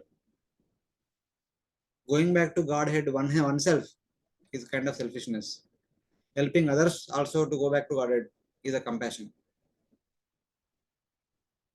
So here Brahma wants Priyavrata to come home so that everyone will go back to Godhead along with him. If he remains in the ashram, he will go back to Godhead. What happens to others? बाकी लोगों को क्या होगा? क्या होगा? उधर रह जाएगा, कुछ होगा नहीं. That is understanding.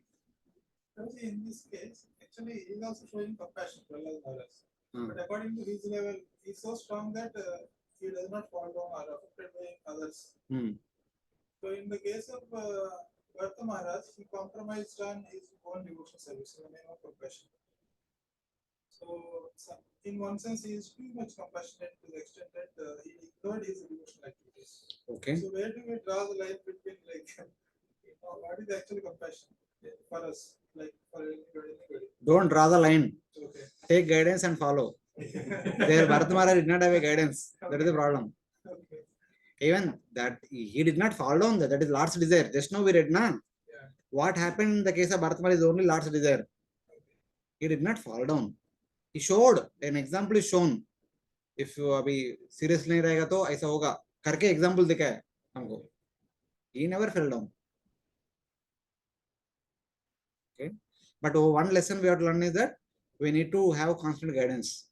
उसके बिना हम इधर उधर divert होने के chances है. That we should learn.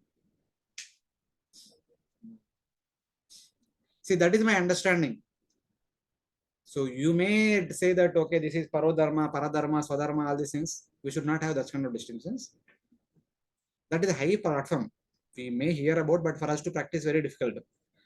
At our level, we should do all the activities which will support our bhakti. There is no issue in that. Whatever our authorities say, we should follow. So, in that way. So that will help bigger way for oneself and also for others. So in that. Okay, we'll go ahead. Priyavrata's descendants ruled until the 5th Manvantara. Of course, Swayambhuva Manu's first son, Uttanapada, ruled for the half Manvantara. But Priyavrata's descendants will rule for 5th Manvantara tak. बहुत लंबे समय तक rule करेंगे. वो ये powerful personality है. Since the 3rd, 4th and 5th Manus, Uttama, Tamasa, Raivata were the sons of Priyavrata, with only the 2nd Manus, Sarochisha, intervening, who was the son of Agni. The sons and grandsons of these Manus ruled as the kings over the entire Bhumandala as the descendants of Priyavrata's line.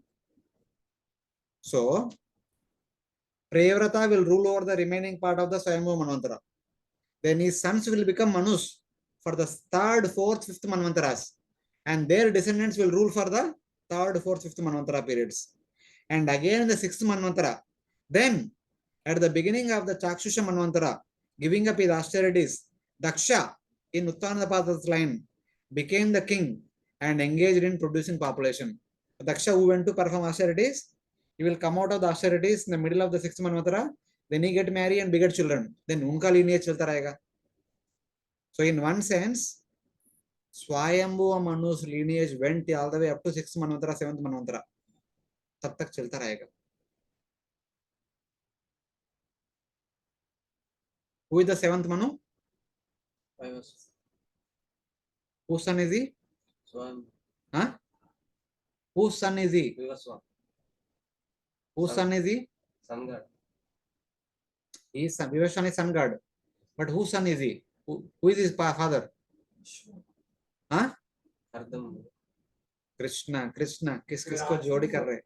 Vivaswan's father or The current Manu is Vivaswan? Vaivashvata Manu. His name is Shraddha. His father? Who is his father? Vivaswan. Sun god. Sun god. Who is the father of sun god? Ardham. Kashyap. Kashyapa. Who is his mother? Sun god's mother कौन है? Kashyapa father है. Mother. This is father. Who is the father of Aditi? Daksha. Daksha. Tata vichar padne ka. Aditi's father is Daksha. So that's how Daksha's lineage will continue in the 6th mantra. Because Daksha had sons, Narada Muni delivered them. Then eventually Daksha only had daughters. And daughters ka lineage chalta raha aage. So in that way. His previous body had been destroyed, but he, the same Daksha, inspired by the supreme will, creates all the desired living entities in the Chakshusha Manvantara. This is 430-49, which was mentioned in the 4th canto. Since Chakshusha was in the line of Uttanapada, in the line of Dhruva, as described in Srimad Bhagavatam 4.13-15, it should be understood that Svayambhuva's descendants reigned until that time. Svayambhuva Manu's descendants ruled over the entire Bhumandala till then. Yeah, till the end of 6th Manvantara. Then Daksha's daughter's lineage, in one sense, Kashyapa's lineage we have to take. So that started in the 7th Manvantara. So okay? Yes. Okay. Yeah. Vaivashvata Manu. It not exactly Daksha. Daksha's daughter now. We cannot take daughter's lineage as the lineage. Son's lineage only we take. That is Kashyapa's lineage. It is coming in the line of Kashyapa. Otherwise, till 6th, it is all from Swayambhuva Manu's son, grandson, great grandson. Uska hi chal raha tha.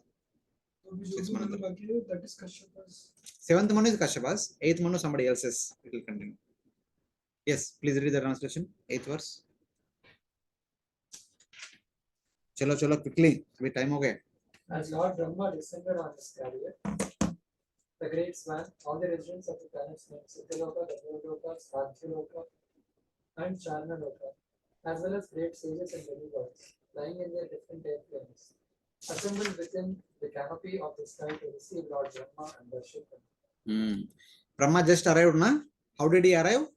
Like the moon in the sky, Brahma, worshipped on the way by the chief devatas, riding on fleets of airplanes. Chahiye kya airplane? And praised by groups of Siddhas, Gandharvas, Sadhyas, Charanas, and sages, approached Gandhamadana hill, lighting it up as he came close. Where was the ashram of Narada Muni? It was in Gandhamadana hill. Lord Brahma came there. Is it when you will teach that unit, very cosmic, then you will actually doubt all these places and nonsense. I don't know. Where is where? अब आज के बारे में सोचो, कल क्या होगा पता नहीं किसको.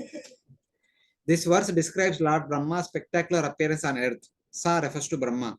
He was worshipped by the chief devatas who had fleets of airplanes. Next verse. Read. Lord Brahma, the father of Narada Muni, is the supreme person within this universe. As soon as Narada saw the great swan, he could understand that Lord Brahma had arrived. Therefore, he immediately stood up along with Svayambhuva Manu and his son Priyavrata, whom Narada was instructing. Then they folded their hands and began to worship Lord Brahma with great respect. While Brahma is coming down, the Siddha, Charana, Vidyadhara, Gandharva, Apsara, Kinnara, Kimpurusha, Devatas, they are all worshipping Lord Brahma. They are also accompanying Lord Brahma. When he is coming down, Everyone is accompanying him. As soon as they came down to Gandhamadana hills, where the ashram of Narada Muni is located, Narada, realizing that it was Brahma, his father, Brahma is Narada's father, by seeing his fan carrier, immediately stood up and with folded hands approached him with articles of worship and with Priyavrata and Svayambhuva Manu. Understanding that his father is coming down, Narada got up and took the articles of worship and went forward to receive Lord Brahma.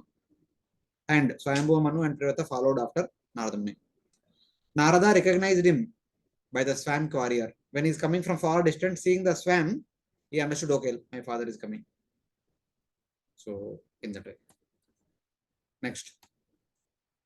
My dear King Parikshit, because Lord Brahma had finally descended from Satyaloka to Bhuloka, Narada Muni, Prince Priyavrata, and Swayambhu Manu came forward to offer him objects of worship and to praise him in highly qualified language according to Vedic etiquette. At that time, Lord Brahma, the original person of this universe, felt compassion for Priyavrata. Looking upon him with a smiling face, spoke to him as follows.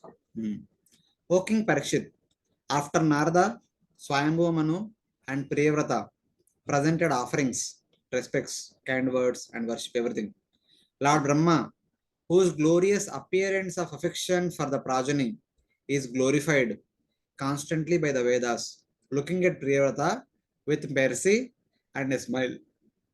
He was looking at Priyavrata with compassion as well as a slight smile. He replied. Why he was showing both mercy as well as slight smile? The reason is, it should be understood that Narada had been giving instructions to Priyavrata at that time, and Manu had come to bring Priyavrata home. While there was a conversation going on between Guru and disciple, Priyavrata and Narada, Swayambhu Manu came and interrupted the discussion. Excuse me, can I interrupt your discussion? So then, my dear son, please come home. There is no one to take care of the kingdom. Son said no. Then that news kind of made still everyone. Narada Muni became silent. Priyavrata became silent after saying that. Manu also became silent. What he can say now? Then during that silent moment, Lord Brahma, understanding the situation is very grave, came down. Then Narada Muni understood father is coming. So he got up. Other two also got up. They received. And after reception, Lord Brahma began to look at Priyavrata, who said just no. And is showing compassion as well as a slight smile and speaking. Lord Brahma, who was presented offerings by Narada, Manu, and Priyavrata, who was glorious for having descended to show affection for his progeny, described profusely by worship of the Vedas, then spoke to Priyavrata. How? Brahma had a merciful glance. What is the meaning of that merciful glance? Both mercy is there, affection glance is there, slight smile is there. I have interrupted his bhakti, jnana, and vairagya. But even in household life, may his bhakti should increase. Lord Brahma is thinking that by convincing Priyavrata, I will interrupt his continuous practice of bhakti, consisting of bhakti, jnana, and vairagya. Okay? But since he will listen to my words, as a result of that, his bhakti will not diminish, let it increase. This is what Brahma is thinking within his mind before he could utter a word. Though I am going to interrupt his regular execution of bhakti, as you are talking now, it is Paro Dharma, it is superior, why he is interrupting it? Brahma is in that, though I am interrupting because the need of the hour, the seva is to be done, somebody should take the responsibility. But while doing that seva, his bhakti will increase. His bhakti should increase. May his bhakti should increase. He looked at his grandson with a smile. Then he began to smile. He thought like this, and that is out of compassion, thought like this. Then he smiled. Why? To refute the kingdom is your stubbornness. Though your father is asking to come home and take care of the kingdom, you said no. But I will make you rule the kingdom. That is my stubbornness. I will see whose stubbornness will prevail. Currently, Pavaneshwar Das. I took notes from Vishwanath Chakravarti Tagore also, and also our Vidyapith and Prabhupada also. Here and there, everything. It is a jumbling of all different things. Okay? Let us see whose stubbornness will win. You may say no. I will try to convince you. Ultimately, who will win? Let us see. With that, he is smiling. And then he will begin to speak. Now, 11 to 19, Brahma will speak some instructions unto Priyavrata to convince him to become the ruler of the entire mandala. Okay?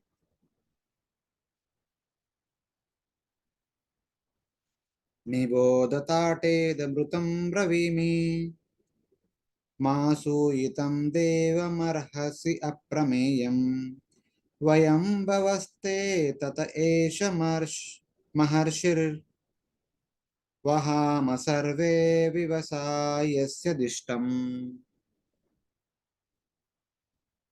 Read the translation. Lord Brahma, the supreme person within this universe, said, "My dear Priyavrata, kindly hear attentively. What I shall say to you, do not be jealous of the Supreme Lord, who is beyond our experimental measurements. All of us, including Lord Shiva, your father, and the great sage Maharshi Narada, must carry out the order of the Supreme. We cannot deviate from his order." Yeah. What was used in the verse? Upar? Sri Bhagavan Vacha? Huh? For Brahma also it is said as Bhagavan Vacha. Because he is also Gunavatara, an avatar of the Supreme Lord. Brahma said, "Dear son, please reflect on this. I speak the truth. Don't think that I came here to allure you. I am actually speaking the truth. You should not hate the Lord, who is beyond estimation.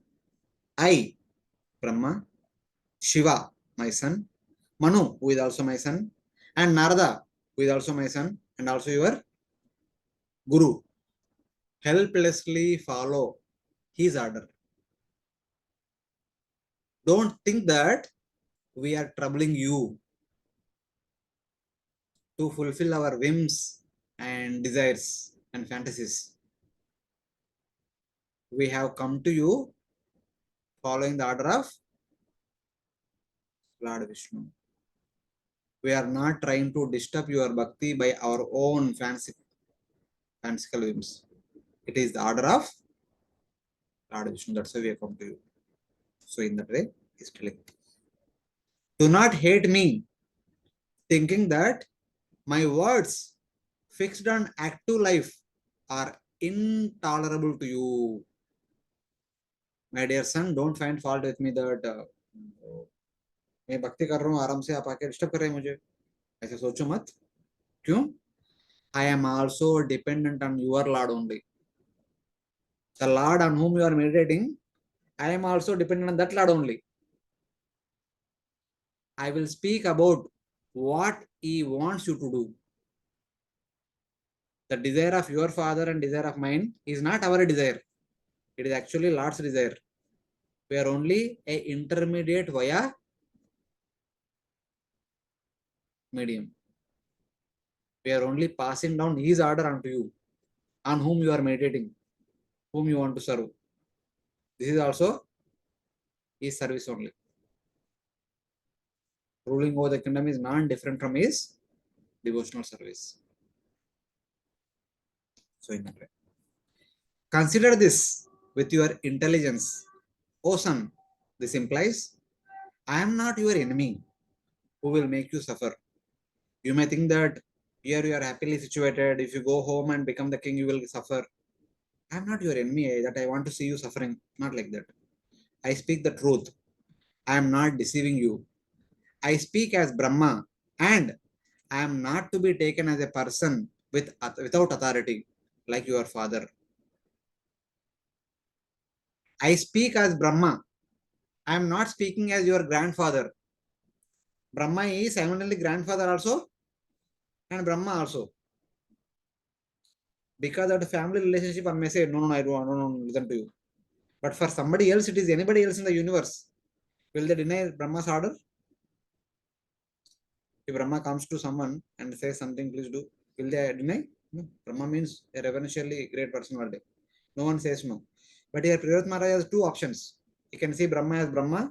You can see Brahma as the grandfather. One can deny one's grandfather, but one cannot deny Brahma. That's what he says that. I speak as Brahma, not as grandfather. And I am not to be taken as a person without authority. Grandfather, okay, आप family वाले हैं, आपको authority नहीं. ऐसा नहीं, you can avoid. But when some Brahma is saying that I am speaking as Brahma, and hence I am speaking with authority, not as a family person, like your father.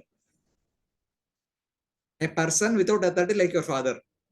You can deny the order of your father, but you can deny the order of grandfather also, but you cannot deny the order of Brahma. Because Brahma means authority. So in that way. So what is the truth that you are speaking? The truth is I, Shiva, and your father Svayambhuva Manu, and your Guru Narada, we simply carry out the order of the Supreme Lord. Whatever we are doing it everything as instruction of the Lord, as per the instruction of the Lord only. We are not doing because of our whims and fancies. We are doing everything as an order of the Supreme Lord. We discussed in the Bhagavatam class also that when Swayambhuva Manu comes to Lord Brahma asking for instruction, please tell me, give me some service, what to do. Then he says a couple of things that may you get married to Satyarupa and beget children like you, who have same qualities like you, who are also subservient, obedient, and then take care of all the human beings on the Bhumandala and worship Lord by performing yajna. 3 instructions specifically gives. By doing all these things, you will please me and you will please the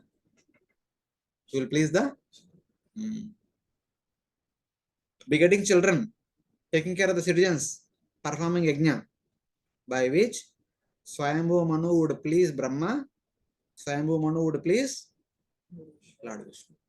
What else one want? Is it Parodharma or Swadharma or Varnashram Dharma or this Dharma, that Dharma? Kaunsa Dharma? I think not as Parodharma.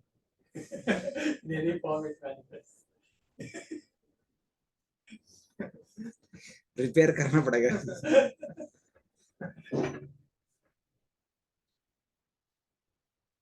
Whatever he instructs in the hearts of any one of us, either in the heart of Brahma, Shiva, Narada or Manu, we must follow. By his order, I am engaging you in ruling the kingdom. Do not find fault with the Lord. Abhi tak he was telling that do not find fault with me. I have come here as a authority, as a representative of Lord. It is Lord's desire that you should become the king. It is not my desire, not your father's desire. And at the same time, don't find fault with the Lord also. Why Lord is doing like this? I am engaging in bhakti only. Why Lord is wanting me to give it up and go back to kingdom? Do not find fault with the Lord. Thinking that the Lord whom you worship with all your heart has cast you into the ocean of samsara. Then he assures, do not hate him. He quickly delivers one whom he engages in actions in this world. The Lord quickly delivers one whom he engages in actions of this world, in the worldly actions.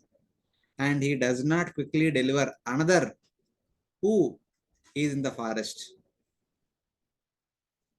If you denying the order of the Lord, if you want to stay back in the forest and want to go back to Godhead, you may not go back to Godhead only. But going to the city and following the order of the Lord, you may go to Lord's quickly. Because since it is the Lord's order. No one knows his activity. No one knows why does he act the way he acts. So better follow. Instead of analyzing, better follow. So it is like that. Are you getting what's happening in their conversation?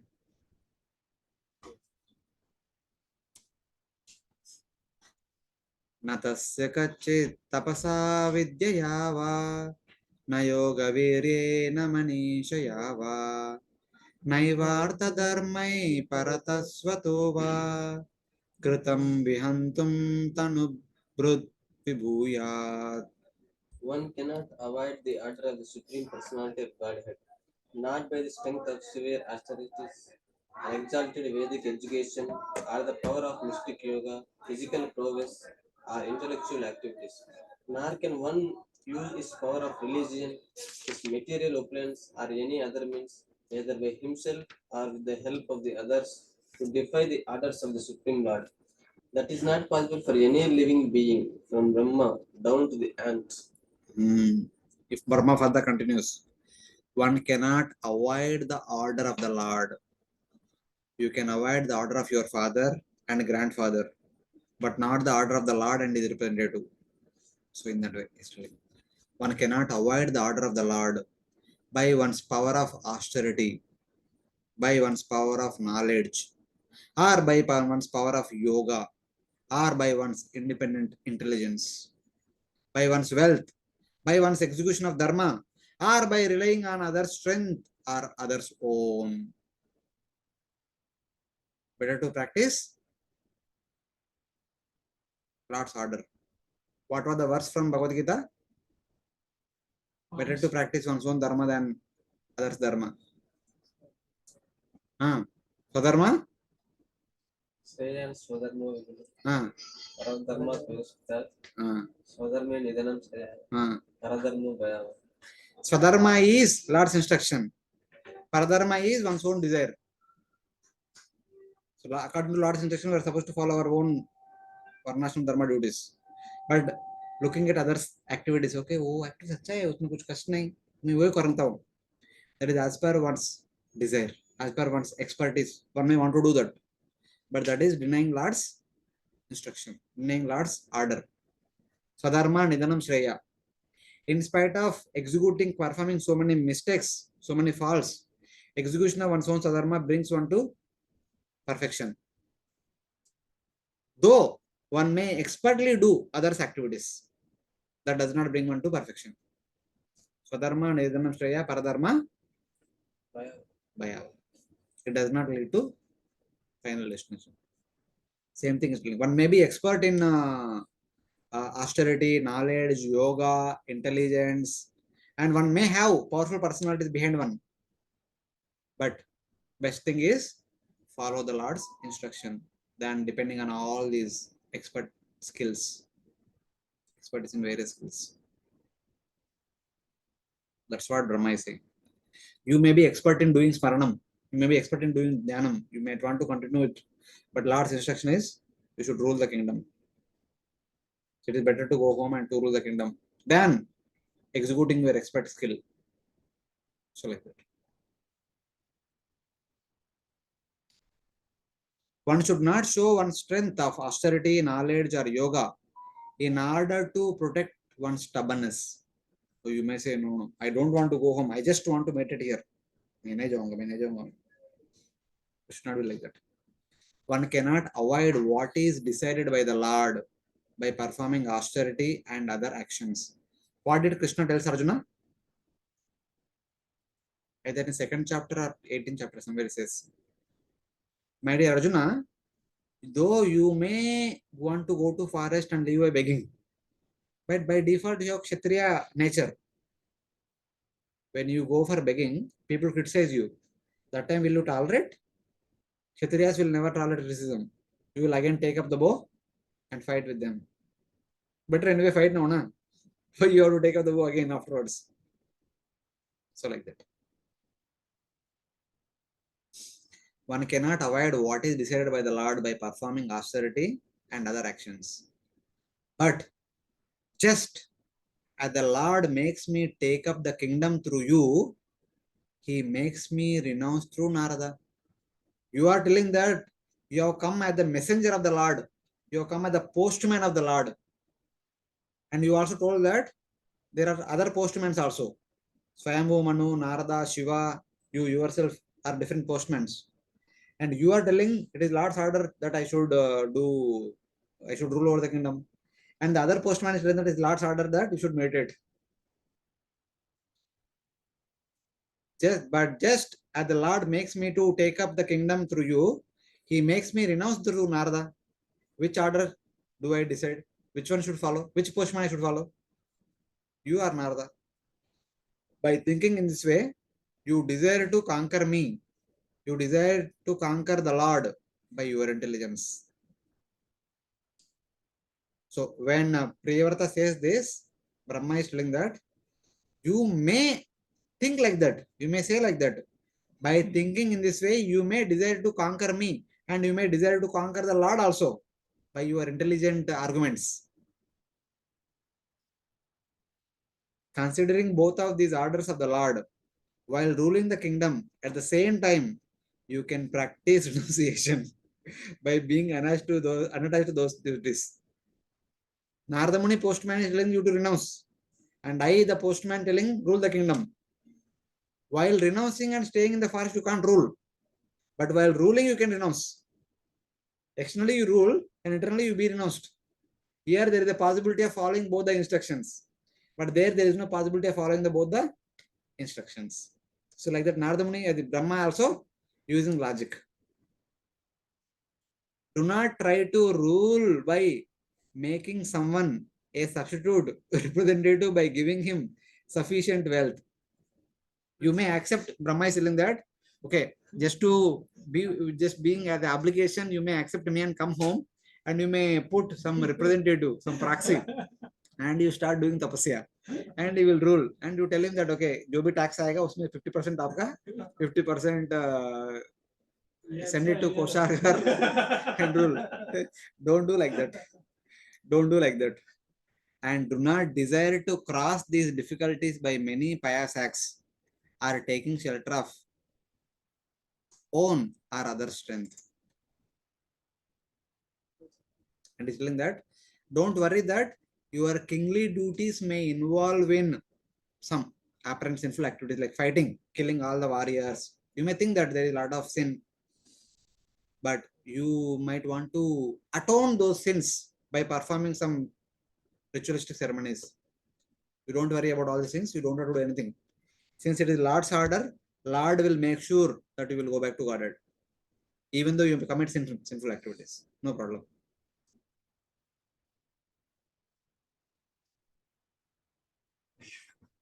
In this case, Priyavrata's case, both are seniors. Both are seniors. And Lord Brahma both are seniors. So, like, Narada Muni is convinced that this way of performing, pure devotional service is best for him. He is trying to convince. Lord Brahma is the creator, and he. Wait. See, your understanding itself is wrong. Never ever spiritual master pushes a disciple like that. It is the disciple wanted to live like that. Narada Muni is simply facilitating it.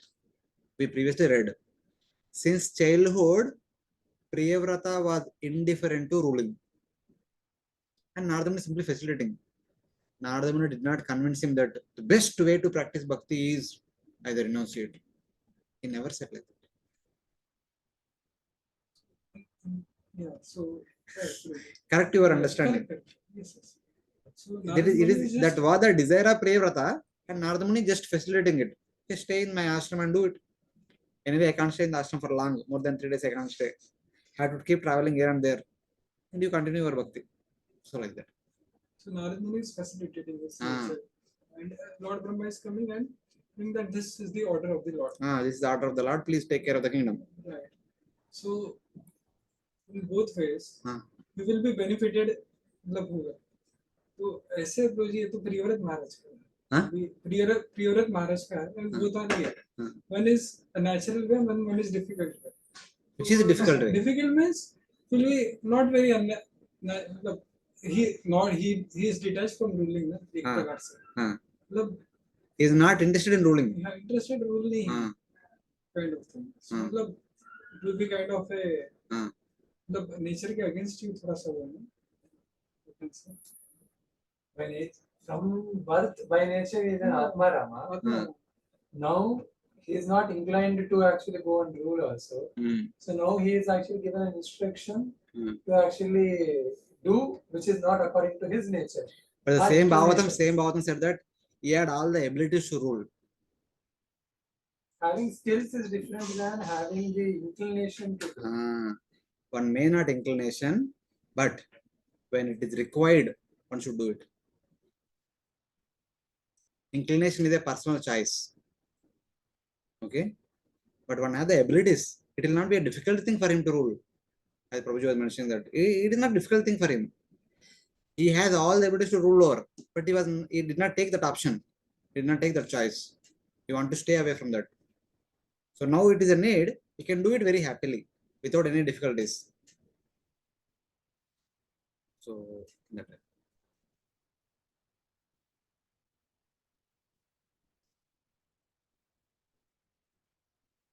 Basically, there are like some logical arguments. अभी ये बोल रहे हैं सब. So I mean to say, समझ गया क्या? क्या बता रहा हूँ? जो ऊपर से जो आदेश आएगा फॉलो करने का. अगर दो सीनियर है तो कैसे करेंगे? हाँ? दोनों का मिलन करके करने का. वही बोल रहे हैं ना, ब्रह्मा जी वही बोल रहे हैं. If you come home and become the king, you can do both. अभी बहुत कर सकते हैं. एक केस में दोनों सीनियर साथ में थे आगे. हाँ है. तो अपने केस में हो सकता है कि दोनों सीनियर आगे नहीं रहे. तो किसको? Bring them together ना. What is the problem? Who is stopping you? आगे नहीं रहे तो बुलाओ, उन दोनों को बुलाओ, कॉन्फ्रेंस में बुला के मीटिंग कर दो. कौन मना कर रहा है आपको? If they can't come, conduct a online meeting. They can come on Zoom. No issue. भवाय नाशाय च कर्म कर्तुं शोकाय मोहाय सदा भवाय सदा भयाय सुखाय दुःखाय च देहयोगम् अव्यक्तदिष्टं जनतांग दत्ते. My dear Priyavrata, by the order of the Supreme Personality of Godhead, all living entities accept different types of bodies for birth and death, activity, lamentation, illusion, fear of future dangers, and happiness and distress. O Priyavrata, all jivas always attain bodies as directed by the Lord to perform actions for repeated birth and death, and for lamentation, illusion, fear, happiness, and distress. Everything is happening by the will of the Lord. That is the conclusion of this verse. Is everything happening by the will of the Lord or not? What was the first verse of the 31st chapter, third canto? भक्ति वैभव students इतना exam लिख रहे हैं कि नहीं? सब बोल गए. कर्मणा दैव नेत्रेण जंतुर देह उपपद्यते. Okay, forget about Bhagavatam. Bhagavad Gita, chapter 9, text number 10. Chapter 9, true, not chapter 10. That is chapter 10, verse number 8. Means what?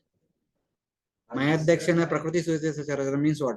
Under my supervision, this whole material world, this Maya is. Prakriti Suyate Sa Chara Acharam. So what's happening? What will happening is under the supervision of the God. Supervision means what? Under my sanction. Under his sanction only. Our taking birth, growing and dying, again taking birth, again growing, again dying, in between performing various activities. It is all happening by the sanction of Lord only. Then same thing. While living, we go through all these emotions. Yes or no? We change our bodies. We perform various activities. We go through repeated birth and death. And we experience lamentation, illusion, fear, happiness, and distress. मिलता है क्या नहीं ये सब? इसके अलावा भी कुछ मिलता है? क्या मिलता है? और क्या मिलता है? Offshoots. One should not lament about this, because all embodied souls dependent on the Lord tolerate all auspicious and inauspicious conditions by their own desire or others' desire. You may be happy by living in the forest. You may feel morose by coming to kingdom. but accept it as Lord's desire. But everything is happening by Lord's desire only. We have to go through all these emotions. All jivas always accept a combination with bodies given by the Lord for performing actions for repeated birth and death. They accept bodies end by their actions, that means end by their previous karmas, only by the order of the Lord. Karmana Daivanetrena. Just as the citizens accept certain rules, such as agricultural land or prison, according to their actions, only by the order of the king. If the people are harnessed, they are allowed to continue to do their respective activities. Farming is a general activity. If they do any criminal activity, they are put behind the prison. That is the state law. If we go against the state law, we are put behind the bars. If we go along with the state law, we are allowed to do our duties happily without any issue. The king alone can do otherwise. The king alone can do otherwise. Therefore, because of him, we should obey. So it is like that. No one can go against the order of the Supreme Lord. Just like everyone follow the order of the king, and every living entity is supposed to follow the order of the Supreme Lord. So please follow. Please obey the order of the Supreme Lord. Here you see, the king alone can do otherwise. In the kingdom, the king only can do whatever he wants.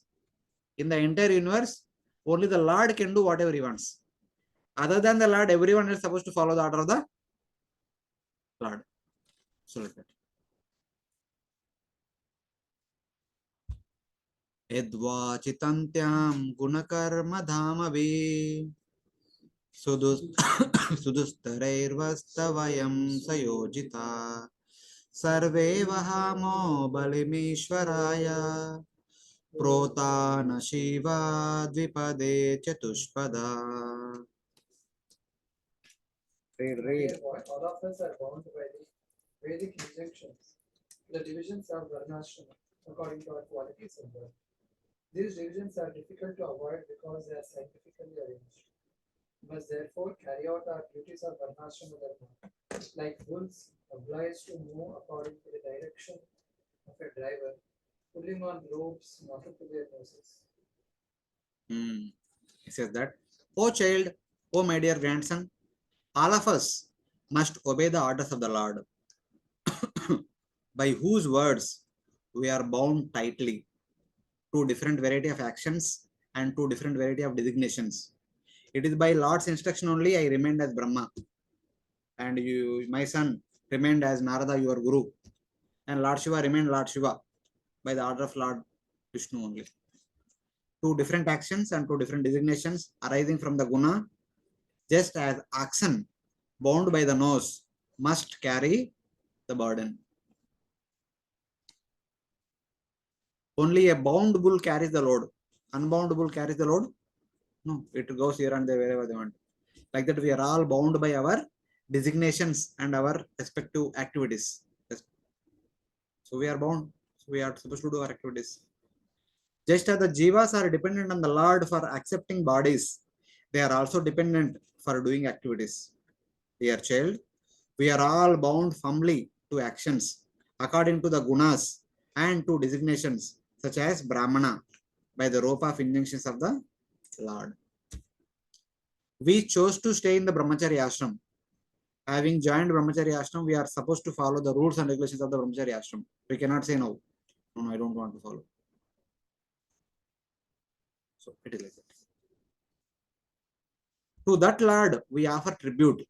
We perform our actions as He orders. Example is given. We are like the oxen who, bound by their noses in carrying the loads given by humans and moving about without independence, receive punishment. When the two bulls are connected to the cart, they are supposed to carry the weight in the proper direction. They go here and there, or if they want to go here and there, what happens? There is a beating. Then they will go in the proper path. So like that.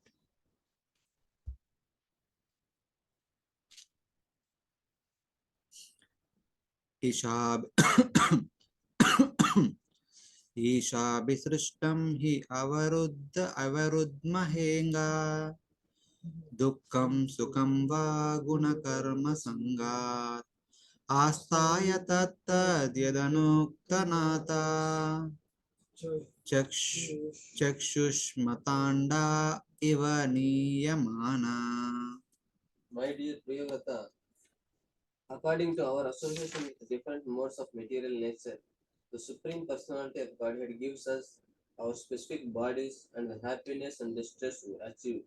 One must therefore remain situated as he is and be connected by the Supreme Personality of Godhead.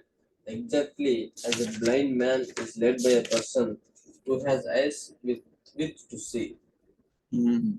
O Priyavrata, accepting with faith whatever the master gives us, take, like blind men led by a man with sight. We must accept the happiness and distress given by the Lord, since it arises from our actions in the gunas. Here Brahma gives another example. Just like a blind man is supposed to take the help of a man with eyes. There is no hope, there is no other way for him. So we are all like blind men. We need to take the help of Supreme Lord and follow whatever he says. We don't have any other option. We are dependent even in enjoying the results of our karma. We receive happiness and distress as given by the Supreme Lord. It arises from our attachment to actions connected to the gunas. Whatever the master gives us as good or bad results, only according to our good and bad qualities, we should accept. We should accept this with faith that whatever we're getting is what we deserve. Lord is not giving something out of box just to give us trouble. Not like that. One should see this as a good quality in the Lord. An example is given.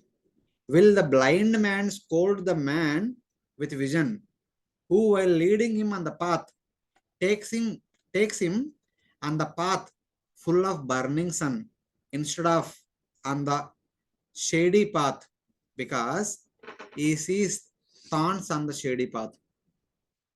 A blind man is following a person with eyes, and this person is taking on a sandy path which is very hot, burning, but the path is clear, so that the blind man may experience some heat, but it is a clear path. But there is a shady path filled with lot of thorns. The man with eyes can skip the thorns here and he can go properly. Can the blind man do that? The person with eyes will take in a path, though it is little troublesome, but it's good path. The other path may be so luxurious, but is not at all good. So like that, we should believe in the Lord. So like that is the example is given. The man with sight is the well-wisher of the blind man. The person with faith will praise the Lord. One who understands that the Lord is our well-wisher, that person will follow the instructions of the Lord sincerely and praise the Lord. Others who do not have the faith that the Lord is our well-wisher, they keep complaining on the Lord. मेरा जीवन में इतना trouble दे रहे भगवान, आप खुश नहीं रहेगा, मैं मेरा खुश को देख के आप खुश नहीं रहेगा, आप मुझे ट्रबल देते रहते हैं, ऐसे कंप्लेंट करते रहते हैं. So like that. We are done. We are closing now. 15th. We will stop here.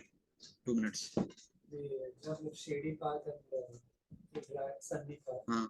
So in the case of Priyavrata Maharaj, the sunny path is actually the kingdom. Yeah. So like that. So we'll stop here. 15th verse. It's already 5 o'clock. So we'll start sharp tomorrow. Okay. Thank you very much. ग्रंथराज Shrimad Bhagavatam की जय, श्रील प्रभुपाद की जय, अनंत कोटि वैष्णव भक्तवृंद की जय.